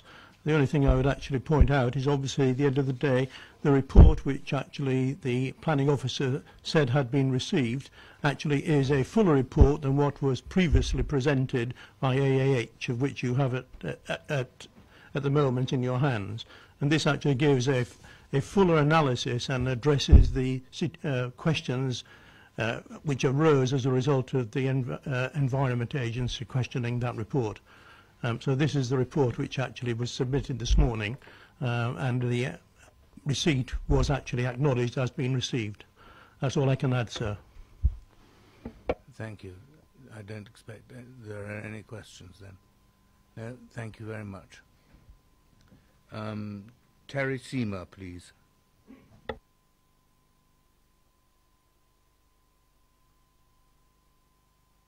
You will have 4 minutes, and I'll give you a minute's notice at the end. Good evening, ladies and gentlemen. My name is Terry Seymour. I work for Rogers Corey Partnership. I am a chartered civil engineer specialising in drainage and flood risk. I'm acting on behalf of Gleeson in respect to the site and the proposed developments. I think it's important to state up front that both myself and Gleeson fully appreciate that flooding is an emotive topic for many, not just across the country, but in Bramley as well. As such, we've worked very closely with your officers and the relevant statutory technical bodies to ensure that the site-specific flood risk assessment and drainage strategy is acceptable. Now, obviously, a lot has been spoken about flood zones and extensive flood zones recently by the consultant from AAH, so I will just probably jump straight into some of the items been raised about the drainage strategy and why the many reasons they feel that it would not work. We've developed a drainage strategy for this outline layout, and in where we would agree totally with the parish council's engineer that SUDs should not be placed in a flood zone 3. You will note that that isn't really applicable to SUDs which are open SUDs, open features effectively, which could effectively take water from the river flowing into it, thereby negating the effect of holding back that water. In our strategy, based on the space available, we have proposed a small portion of some attenuation tanks. Now, attenuation tanks are sealed below ground systems. That is under the ground, and that does encroach slightly into flood zone 3. However, that will not have an impact if the river had to flood over, because that water would not be entering that system. It is sealed. There are further details which are a matter of detailed design, which will be progressed once the layout is fixed and developed further in time as well. But as we presented a drainage strategy at outline planning stage, this has been presented to the lead local flood authority of Hampshire County Council. They are satisfied and have not provided any objection to these proposals. In the same light, we have also discussed the extent of the flood zones 2 and 3 with the Environment Agency, and this was done from an early stage in the project to ensure that we kept clear of those zones. And the Environment Agency have agreed and accepted that their mapping is the most accurate information as it stands, the best available information as it stands, and we should be using their flood maps, and this is what we've done so. All the built environments, being the houses, are outside flood zones 2 and 3. In that light, the concern about finished floor levels needing to be above 600 millimetre, that is EA guidance when built development is within a flood zone 2 or 3, or within the risk of the 1 in 100-year storm, as they call it. So we are outside that limit in accordance with the EA's flood mapping. As such, that requirement is not applicable at this stage in the outline planning application. Henceforth, our rebuttal, and we felt we'd been quite clear on our rebuttal early on into those initial comments. With regards to the information provided by the Parish Council's civil engineers, as it stands, we note the Environment Agency have not accepted this due to the lack of technical detail, and as such, have still advised to use their current information. 1 minute. I would also just say we have obviously just received the further report this afternoon from the Parish Council, produced by the Parish Council's engineers, but this does not change our current position, as it has not been verified by the Environment Agency, and therefore we must continue to use the Environment Agency's flood maps. I would also point out that the flood zone extents currently set by your Council's strategic flood risk assessment are based on flood mapping provided by the Environment Agency, and this scheme has followed that as well. Thank you very much for your time. Thank you. Any questions, members, for Mr. Seymour? Councillor Westbrook. Good evening. Just one question. It's more to do with the provision of public open space drainage. It states in our report that the summary that the drainage strategy is to hold the aim of the drainage strategy is to hold the surface water and release it into the environment in a controlled manner. I'm not an expert. I can't imagine there's a little man there with a wheel sort of. So could you just sort of give me some clarification, please? Yeah, so the public open space you referred to, the public open space still retained in the flood zones 2 and 3, so further north within the flood zones. Yes, what we mean by there, but in being released in a controlled fashion, is effectively we are not looking to change levels there. And the reason being is you do not want to start potentially displacing flood water, which is effectively, to the northern part of the site, is part of the floodplain elsewhere. So by the natural fact that there are undulations within the ground, we would not be proposing to change that off, so that the water is still self-attenuating by its means, and it's still got a controlled overland runoff back into the river, effectively to mimic the existing situation. Thank you, Councillor Taylor, followed by Councillor Potter. I'm going to express this in real layman's terms because I'm a little bit blinded by science here. But I notice that you say that your application will actually reduce the risk of flooding because of the SUDs, etc., which you're going to install. So if I'm looking at the field and there's flood zone 3 there, and it's got water lying on the surface, it's looking pretty boggy. Once your SUDs and your attenuation tanks, etc., in place, that is less likely. It's going to look better. It's not going to be so flooded. So presumably what I'm asking you is any of these schemes, they are actually going to perhaps change the flooding map of this area. Would flood zone 3 suddenly become flood zone 2 because of the devices that you would put in place?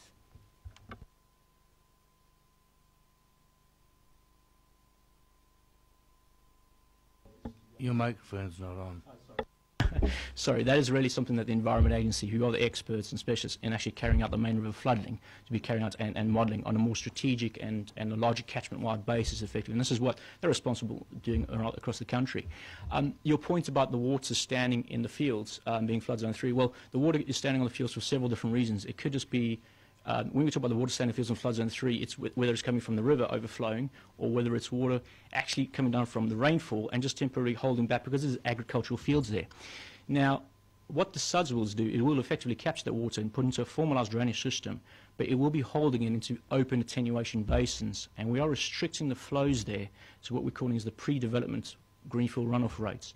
What that will be looking to do is that because you're restricting the peak flow to a certain rainstorm events, you are effectively, during your very peak stormy events, probably what we had back in 2013, 2014, you are not exceeding that runoff from that area. So you're reducing the rate of flow down to that river. So there is an expectation that you will see a betterment downstream.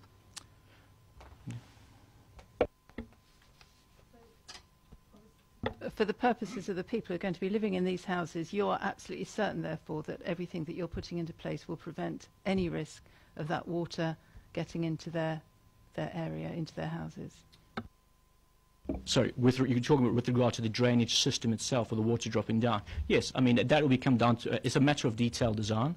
So effectively, once the layout's all fixed, there'll be a detailed design, a formal drainage strategy gets put together, detailed design to ensure all the water is captured from the roofs, the roads, and all that gets transmitted into the SUD system. And again, that is all part of a detailed design process, which generally would be expected to be submitted again as part of reserved matters after planning consent. Thank you. Councillor Potter, followed by Councillor Tomlin. Thank you, Chairman.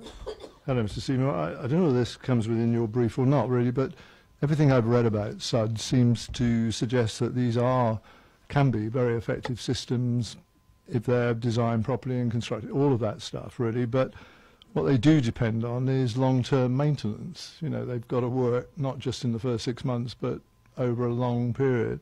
And I think they're rarely adopted by local authorities for a whole range of reasons. So I don't know whether you know for sure, and I know it's implied obviously within the brief we've had, but we'd have to be confident that on a longer term basis that the management company, I guess, that would be employed to do this and the good residents there would be charged for this would be able to do this on a regular and committed basis. Do you know what the sort of maintenance process is for SUD systems of this size? I mean, how does that work? Yeah, just to address your first concern there, just to point out, the Environment Agency in the latest correspondence has actually recommended a condition of providing a proper maintenance management plan. That would be conditioned as, and that's quite typical of many developments across the country now. And I can't speak for definite for the developer, I can only speculate, but I'll be assuming it will be a management company and not adopted. And again, that will have to be considered, yearly. There'll be maintenance operations ongoing. For something like a SUDS basin, which is effectively an open area with grassed areas with R4s, you'd expect to see grass cutting, landscape maintenance within that. You'd also see periodic, probably quarterly, you'd be checking for the R4s to ensure they're not blocked. So that is quite a rigorous maintenance schedule that's put together, and that again is expected to be delivered as part of the reserve matters, and it's expected to be conditioned as well. Thank you, Councillor Tomlin. Good evening, Mr. Seymour. Okay, we had the presentation from the consultant from AAH, Mr. Potter, saying that the modelling that they've done the hydraulic modelling gives them a level of the site that would mean some of your attenuation ponds would therefore be underwater most of the time, rather than actually catching any water, and therefore possibly recommending that they were a bigger surface area, shallower, breaking up more land. Now, where would you stand on that? Would you have to be doing your own hydraulic study to agree with that figure? I mean, how do you stand on that comment? Well, the way I'd stand on it is effectively, initially, we are all developing in flood zone 1. So if we were developing in flood zones 2 and 3, then yes, we've been undertaking a hydraulic model to justify development within the flood zone. As far as the modelling they've carried out, it's not been verified by the Environment Agency. So, until it would be, until it's actually verified by the Environment Agency, who would confirm their findings as correct or incorrect, I can't say that. Then only at that point we'd be able to consider what impact it's got the development. As far as the potential at outline planning stage to say that we would not be able to accommodate the size of attenuations elsewhere, there's many other options available. We are at outline. There is opportunities on the other side of the catchment if you needed to increase the attenuation basin, if you needed to put more underground storage. There are all options available. The principles of the SUDS philosophy would not want to change. You'd want to promote open SUDS, but to say that you need much larger basins and all at this stage, it may be slightly early to say that until the Environment Agency would actually verify the model. And at this stage, the Environment Agency have seen the initial report, save obviously understanding this afternoon's report, but their stance is that it's still the flood zones that we should be working to are still their own. Thank you. Anyone else? Thank you then, Mr. Seymour. Next, Councillor Robinson.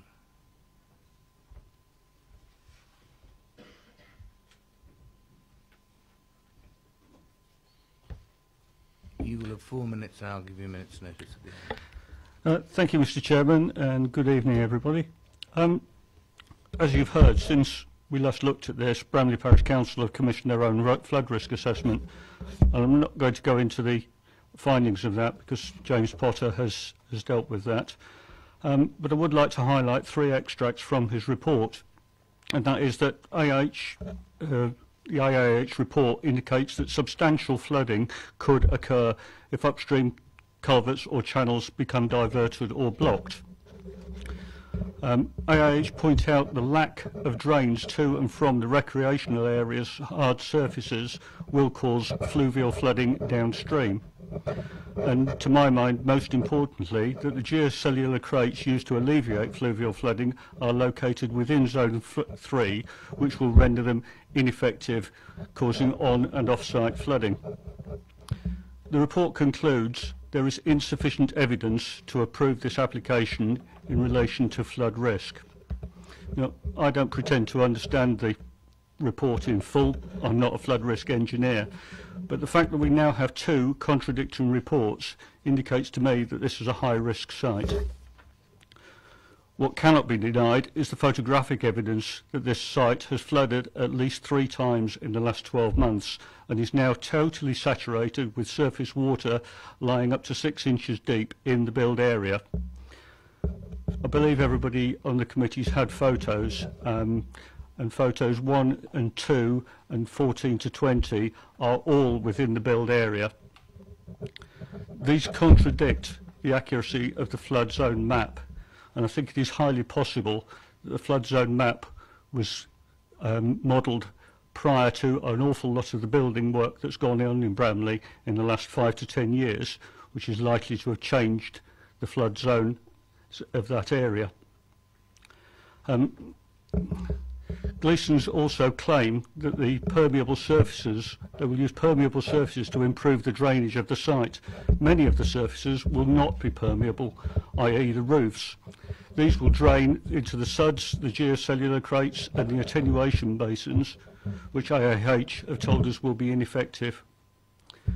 Bramley Parish Council is not anti-development and has recommended the approval of 200 houses in Minchin's Lane and has encouraged the development of the RBL site. However, both the Parish Council and myself believe that this proposal should be rejected on the grounds that the gardens and recreational areas will be unusable on a regular basis due to waterlogging, resulting in an unacceptable quality of life for the residents, and that the flooding of the site and the houses is very probable within the foreseeable future. Thank you. I do have photos taken on the 3rd of January, if people haven't seen them. You're not supposed to pass them round. Okay, during fine. the meeting. It has to be done prior, I'm afraid.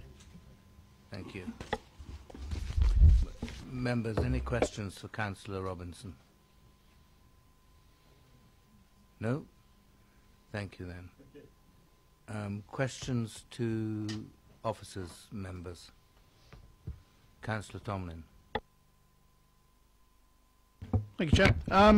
It's got a question here. Part of the response by the applicant was that a comment had been made about the the downstream blocking could cause flooding on this site, and the applicant had said, well, it's the responsibility of the people who own the ditches and the rivers and etc. and bridges and that downstream to keep them clear. Now the question is, do we know whose responsibility it is? Because throughout several experiences I've had, it's very, very hard to actually identify watercourses. So do we have any view of actually who does own them? Because I think AAH tried to ask some questions and got no replies or no ownership.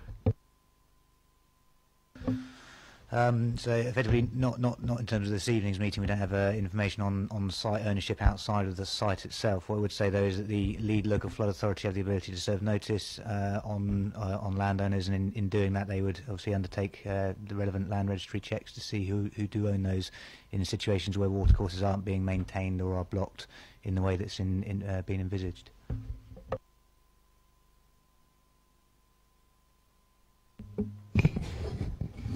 Thank you.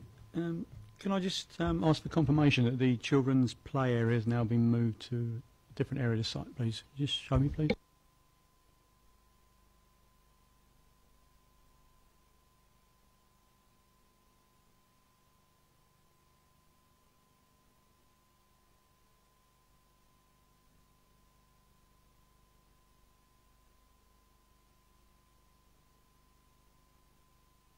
So effectively that's where it is now. So in response to the deferral last time, where we were seeking effectively the details that would have been required by the then draft condition 13, one of those responses was to move the play area out of flood zone 2 and into flood zone 1, i.e.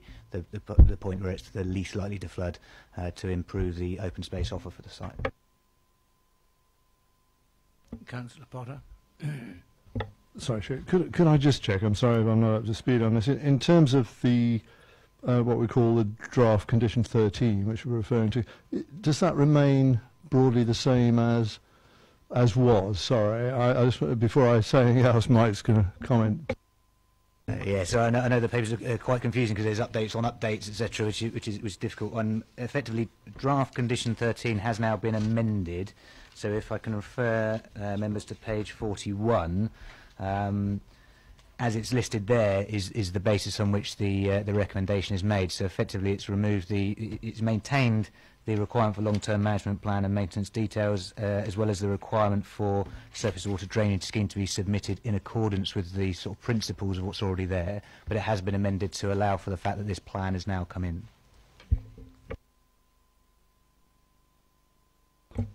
I mean, that said then, I just wanted to be absolutely clear, to give me confidence, if I may, in regard to the way we'd actually undertake the negotiations with the developer. I mean, because I think we still talk, don't we, about a master surface water drainage scheme with each phase of development detailed within, so that should the development be carried out in phases, and my guess is that it would be, you know, for a site of up to 50, that wouldn't be carried out.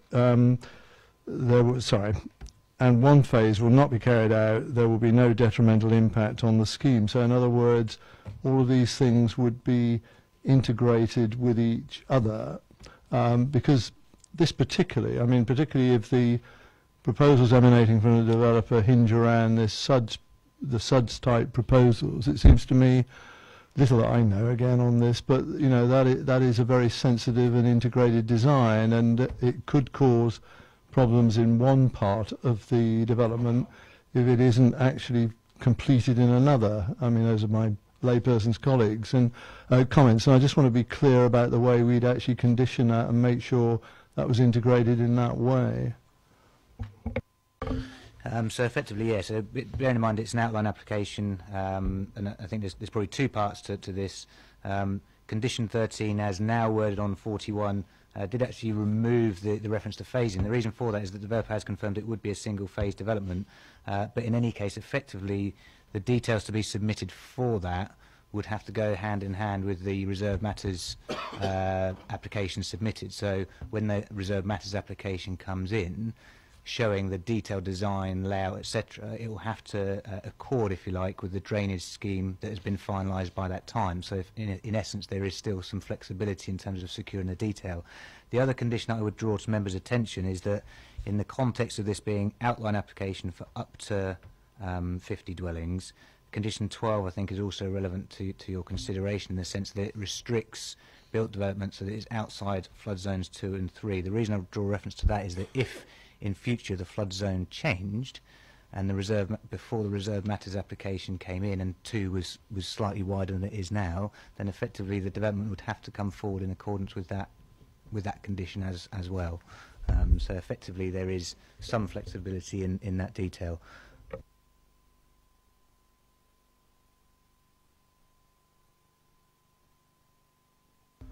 Chairman, just as well, I thought it might be assist the committee in terms of the point that Councillor Godison raised regarding potential resolution, if it's maybe appropriate time.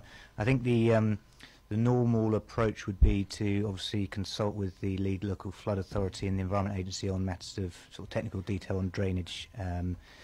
Clearly that's been done in terms of all of the information that's been submitted since the last committee meeting, save for the latest report submitted by the Parish Council.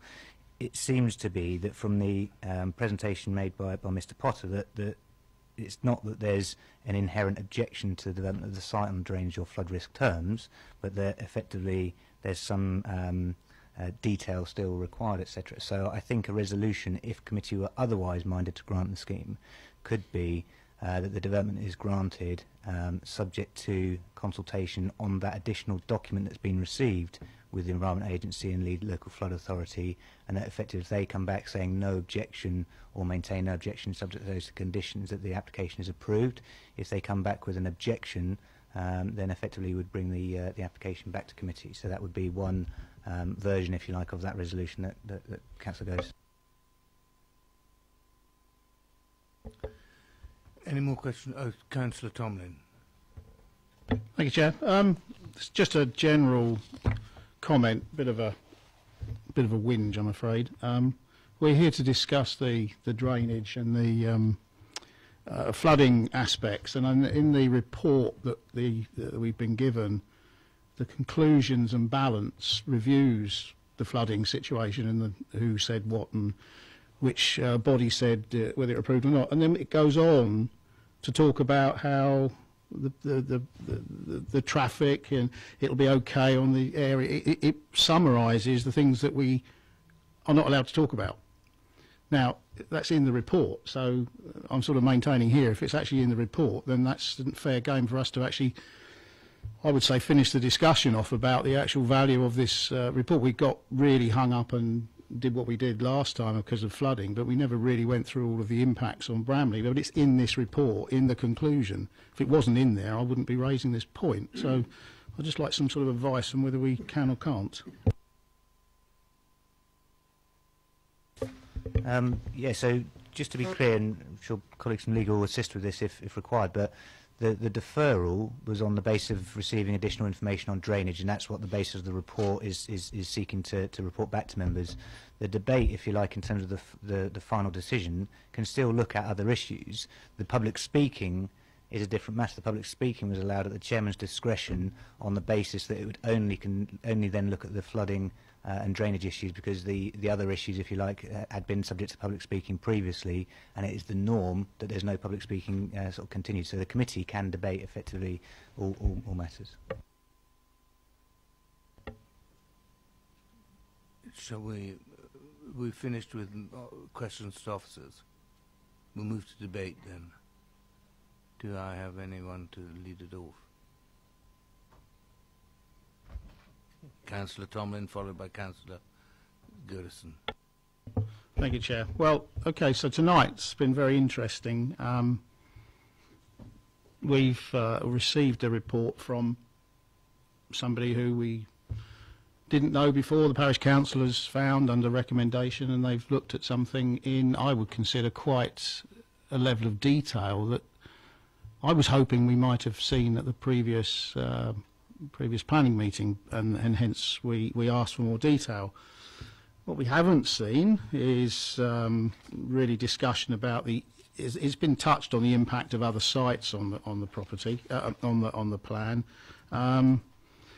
So for me, what it's done is it's been very helpful, but it's reinforcing that we have a major concern here that there could well be a site that isn't quite there. The Environment Agency and the other lead local flooding people who've just been brought together, they're not dismissive of anything. They're sitting on fences. They're sitting there saying they're happy with the information they've got so far, but they haven't had a chance to look at the detail and such. So really, that's not being of any great help.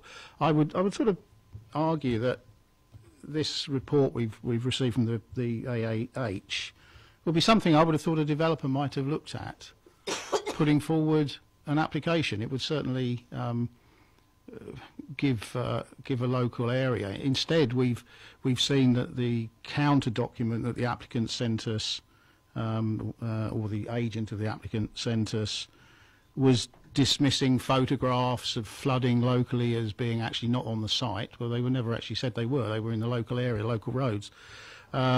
And, you know, still maintaining that it's going to be less flood risk because of all the actions they're going to do. And I think tonight we've seen that may or may not be the case. So, yeah, I think we're definitely in a stronger position of there's more doubt, really. That's what I'll say on the flooding for now, anyway. Thank you. Councillor Goodison. Thank you, Chair. I take on board what Councillor Tomlin says. I think that this really illustrates why it's important for AHH to have conversations with the Environment Agency and seek to persuade the Environment Agency that their view is correct and the Environment Agency should be, should not be supporting this application. So I would like to propose that we do grant it on the basis that these two organisations get together, and as a result of their discussions, the planning department will either endorse or cancel the permission which this committee has given. Thank you. I understand we can't do that. Is that right? Or can we?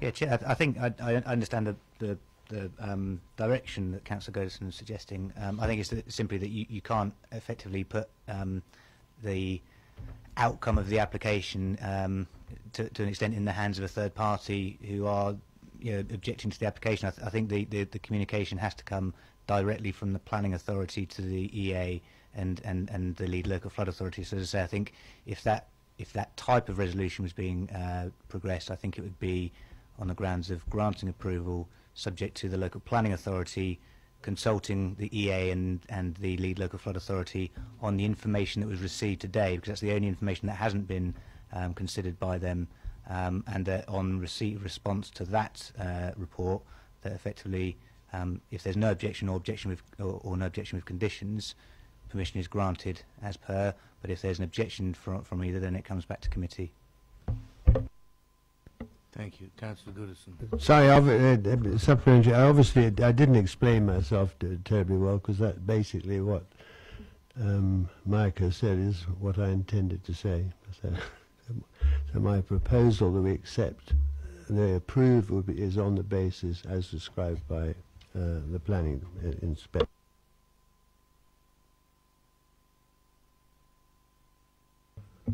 I was going to say, I mean, on the basis that what Councillor Goddison meant to say was what Mike said, I would be happy to second that, because I think that is a constructive way forward. I'm very grateful for Mike's comments on that. And with respect to AH, who I describe as a third party commissioned by the Parish Council, I mean, they cannot feature in that direct negotiation with the Environment Agency. That has to be our role, through our planning department. So, you know, with the sort of succinctness of the way Mike put it, I'd be very happy to second what Councillor Goddison was saying, or thought he was saying, anyway. Right, I have a proposer, a seconder and a thirder. So we'll go to vote. Those in favour of approval, subject to the conditions that we've just put on, raise your hands.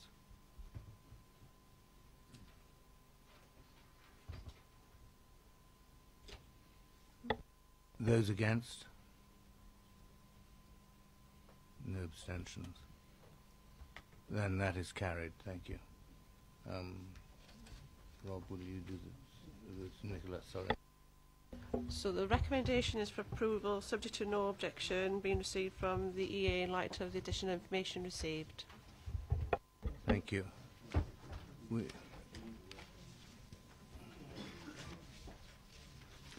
now move to item number 3, the land at Testbourne Community School. Oh, wait. Sorry, Chair. No, quite right. Thank you.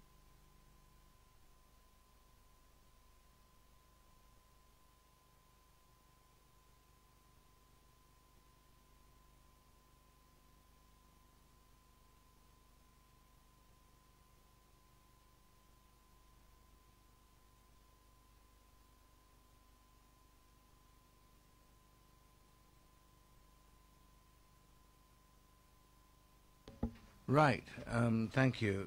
We, as I say, move to item number 3, the land at Testbourne Community School in Whitchurch.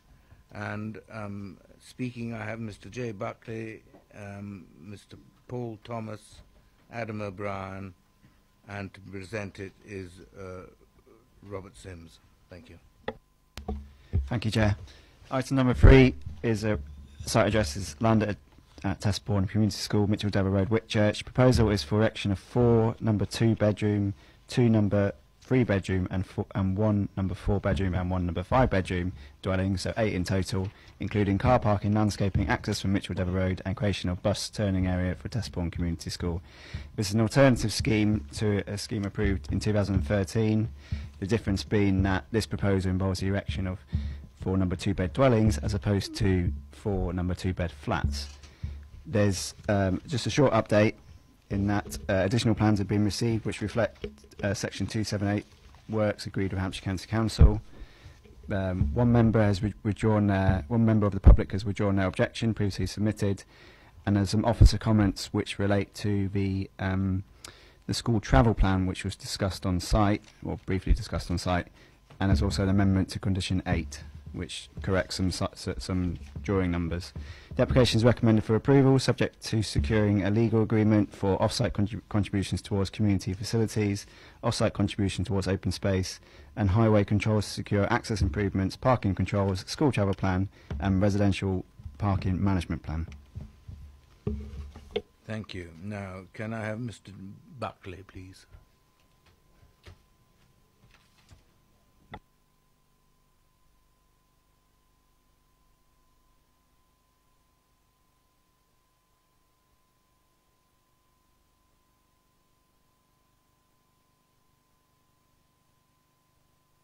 Right, with Mr. Thomas.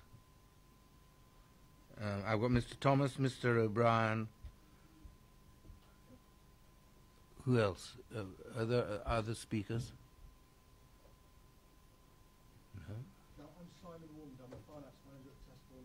No? And I asked if I could speak, and I said I was able to be part of the 4 minutes earlier. Yeah, no, that's fine. So you share the 4 minutes with me? Yeah. Yeah. Good. I'll give you a minute's notice at the end. Okay, I'm Simon Wormsley, the Finance and Operations Manager at Testbourne School. The school is keen that this development proceeds and goes ahead because it causes our bus bay to be redeveloped and redesigned to make it safer for the students to use. Currently it's a free-for-all with the buses pulling in and parking where they like, and if you look at the design there'll be designated parking areas in future. So we're keen to have that benefit soon because the bus bay is built before the development starts, and so the sooner the better as far as we're concerned. Thank you very much. Thank you, Chair. Good evening, members, and thank you for allowing me to say a few words on behalf of Metis Homes. Metis Homes have engaged in comprehensive pre-application dialogue with your officers, the Town Council and neighbouring residents. As noted in the officer report, the proposals before you have no objection from statutory consultees, are fully in accordance with planning policy and fully compliant with your design guidance. The principle of the development of the site and the access has already been approved by the Council in granting outline planning permission in 2013. The proposals before you tonight embrace those principles established through that permission, and the development is fully supported by the school, who have just spoken in support. The only change to the already consented outline proposals are the replacement of the 4 two-bed flats with 4 two-bed houses. As your officers rightly conclude, this change brings about greater consistency with the wider built form in the area. In addition to being an appropriate development of the site, the proposals will deliver significant community benefits in the form of a new bus turning area for the school and will provide a financial contribution towards improvements at the school. There are also off-site financial contributions towards local improvements to existing public open space and community facilities. With respect to the school travel plan, this was submitted to the Council under discharge of Condition 29 of the outline permission and was approved on 18th of July 2014. This travel plan does not require the land at Longmeadow Sports Trust and has been approved by the Council as acceptable. This was prior to Metis Homes' involvement in the site, and notwithstanding the fact the approved school travel plan is already in place, Metis Homes are committed to addressing the local traffic issues associated with this development and the school. Your officers have proposed that a new travel plan is secured through the Section 106 agreement. Metis Homes is happy to accept this obligation. We are aware that Testbourne Community School requires the improvement works to commence as soon as possible, including work on the bus bay, which ideally needs to start within the Easter holidays. As such, we hope that you will agree with the officer's recommendation to approve the scheme. Thank you for your time. Adam O'Brien from Metis Homes is sat behind me, and we're happy to answer any questions you may have. Thank you. Thank you. Any questions for either Mr. Warburton or Mr. Thomas? No? That's lovely. Thank you very much. Yeah, no, you can go return to your seats.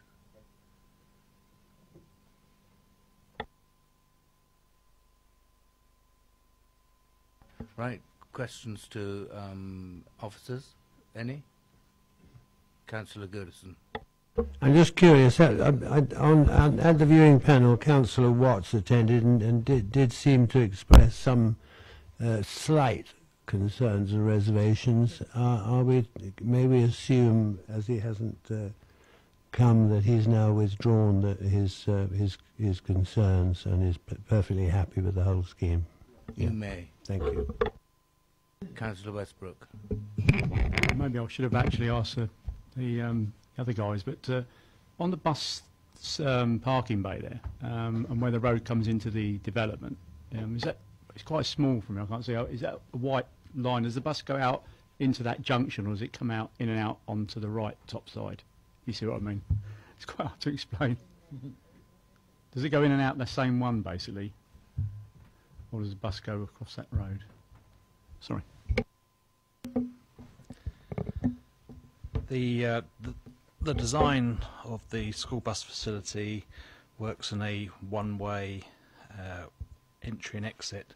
So the buses would enter from the easternmost access, where we're pointing at now, and they would then pull into the site, into the echelon parking arrangement, and then upon entry it would be via the western exit from the facility via the new junction back into Mitchell-Deaver Road. Sorry, I just wondered what happens if someone's decided to turn in at the same time the bus is coming out. It's hard to see that road.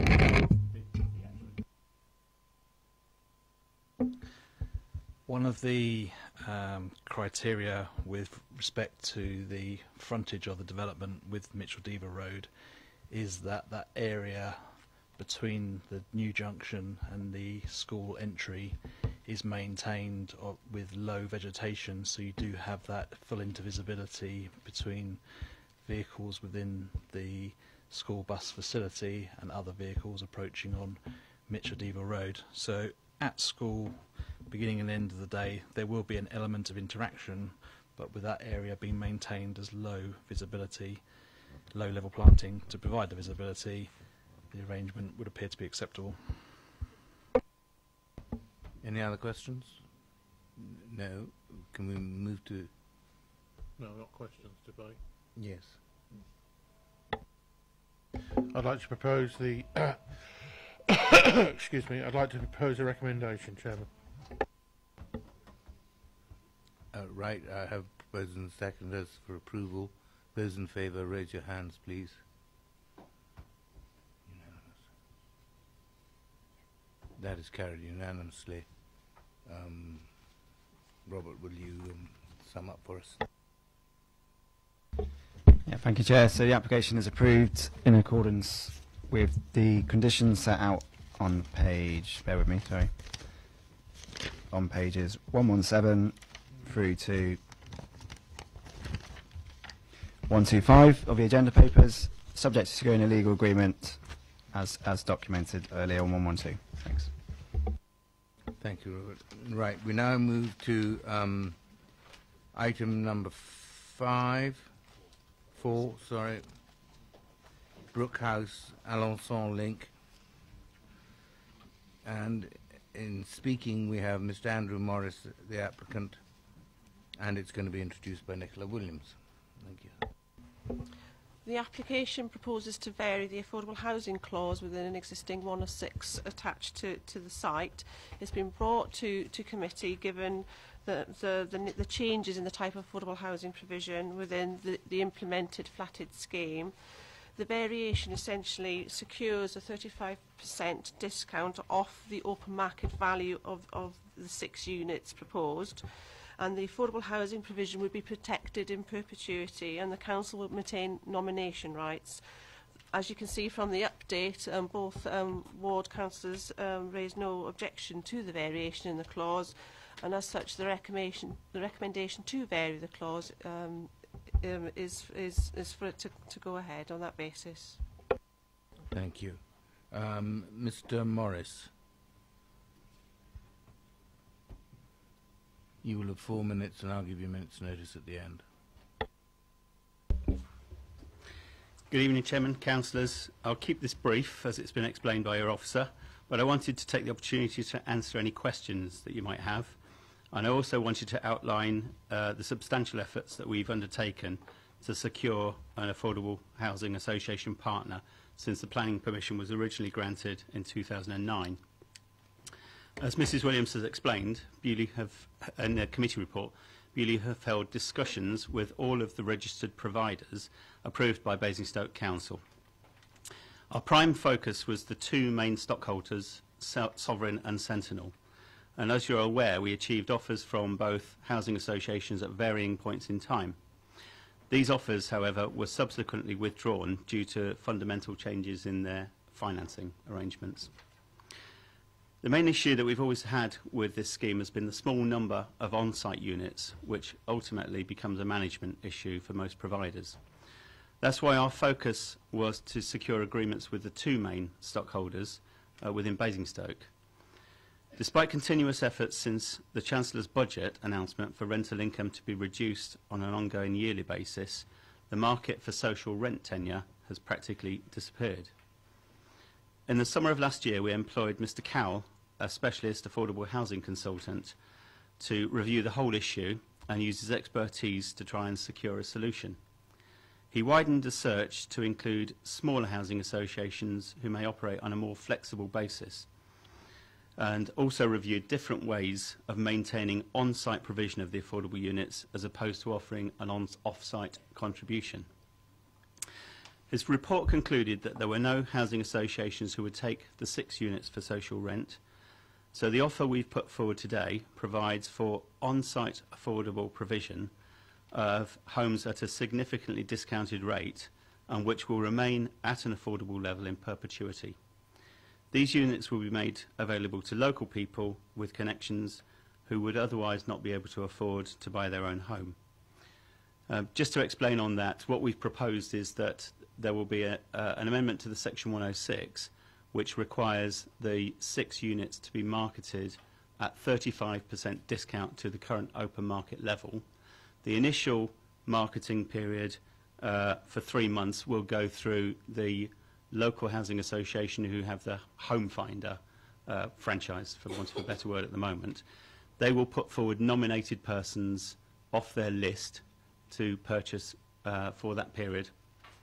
Then subsequently, the lease for each of the flats will have a restriction in them to only sell on at the 65% of the market value, trapping the 35% in perpetuity.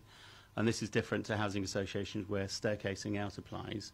With a private lease, that won't apply. And that nomination right will carry on to subsequent sales, where the first 3-month marketing period will have to be to nominated persons from the council's housing list through the Home Finder housing associations at each point in time. So, as I said, I'm happy to answer any questions that the members may have on that. Thank you. Members, any questions? No? Thank you very much, Mr. Morris. Right. Questions to officers, members? No? Sorry? Debate? Councillor Potter, followed by Councillor... No, you... Well, I mean, I commend, obviously, the applicants in regard to this variation. I mean, I'm disappointed, as all of us are, I think, in regard to the lack of take-up, you know, by the housing associations, and I can't understand some of that, but obviously in terms of the changing market conditions they're facing and changes in terms of their funding, I mean, perhaps that's explained by that. But certainly, in regard to the proposal and the way that it's being designed in perpetuity, I don't have a criticism, really, and I think it's commendable, and certainly I'd want to support the application that's before us, Chair. Thank you very much. Councillor Tucker. Very much the same as Councillor Potter. I just think it's a very interesting idea and will help a certain market as well, which is great. So therefore I would like to move it if Councillor Potter hasn't already. Thank you. I have a proposer and a seconder. Those in favour of approval? Carried unanimously. Thank you. Nick. It has therefore been agreed to vary the lead agreement as outlined in the recommendation on page 134 of the agenda. Thank you. Chairman, I don't know whether you indulge me. I know it's not normal for us to have anything in the context of any other business, but just going back to what I spoke about some time ago, can I just seek your advice and officers and in regard to the whole issue of viability reports, which I mentioned, and I need to say it now. I would like this committee to have a discussion under an agenda item at some stage about our whole approach to that type of issue. My proposition has always only been on the basis, and I suppose it's axiomatic anyway, if a developer, an applicant is seeking to be removed from the condition that we currently say is policy within this authority, then that developer should be willing to enter, it seems to me, into a proper, more public debate about the viability study, albeit commissioned by this council in part, obviously, that is going to be the reasons for saying I can't afford to provide the affordable housing in the way that your policy requires it. Now, I don't really want to go to council with a motion on that. I can do, I'm sure, but I think the DC committee itself could make a recommendation to council in that regard, but we would have to have clearly a proper discussion within a scheduled agenda item, and that's what I seek advice about. So not tonight, you know, and I haven't given notice of this, but I think in terms of the next meeting perhaps, I think it would be appropriate for us to have that scheduled. It's a bit extraordinary, but I think it is worthy of our time, really, in the way that I've sought to explain it tonight. Yeah, I think that's very commendable, and we'll look at the mechanism and get back to you with a proposal. I think that's the best we can do. Generally agreed? Yeah. Agreed. Thank you all. Thank you, Chairman. Anything? So good night.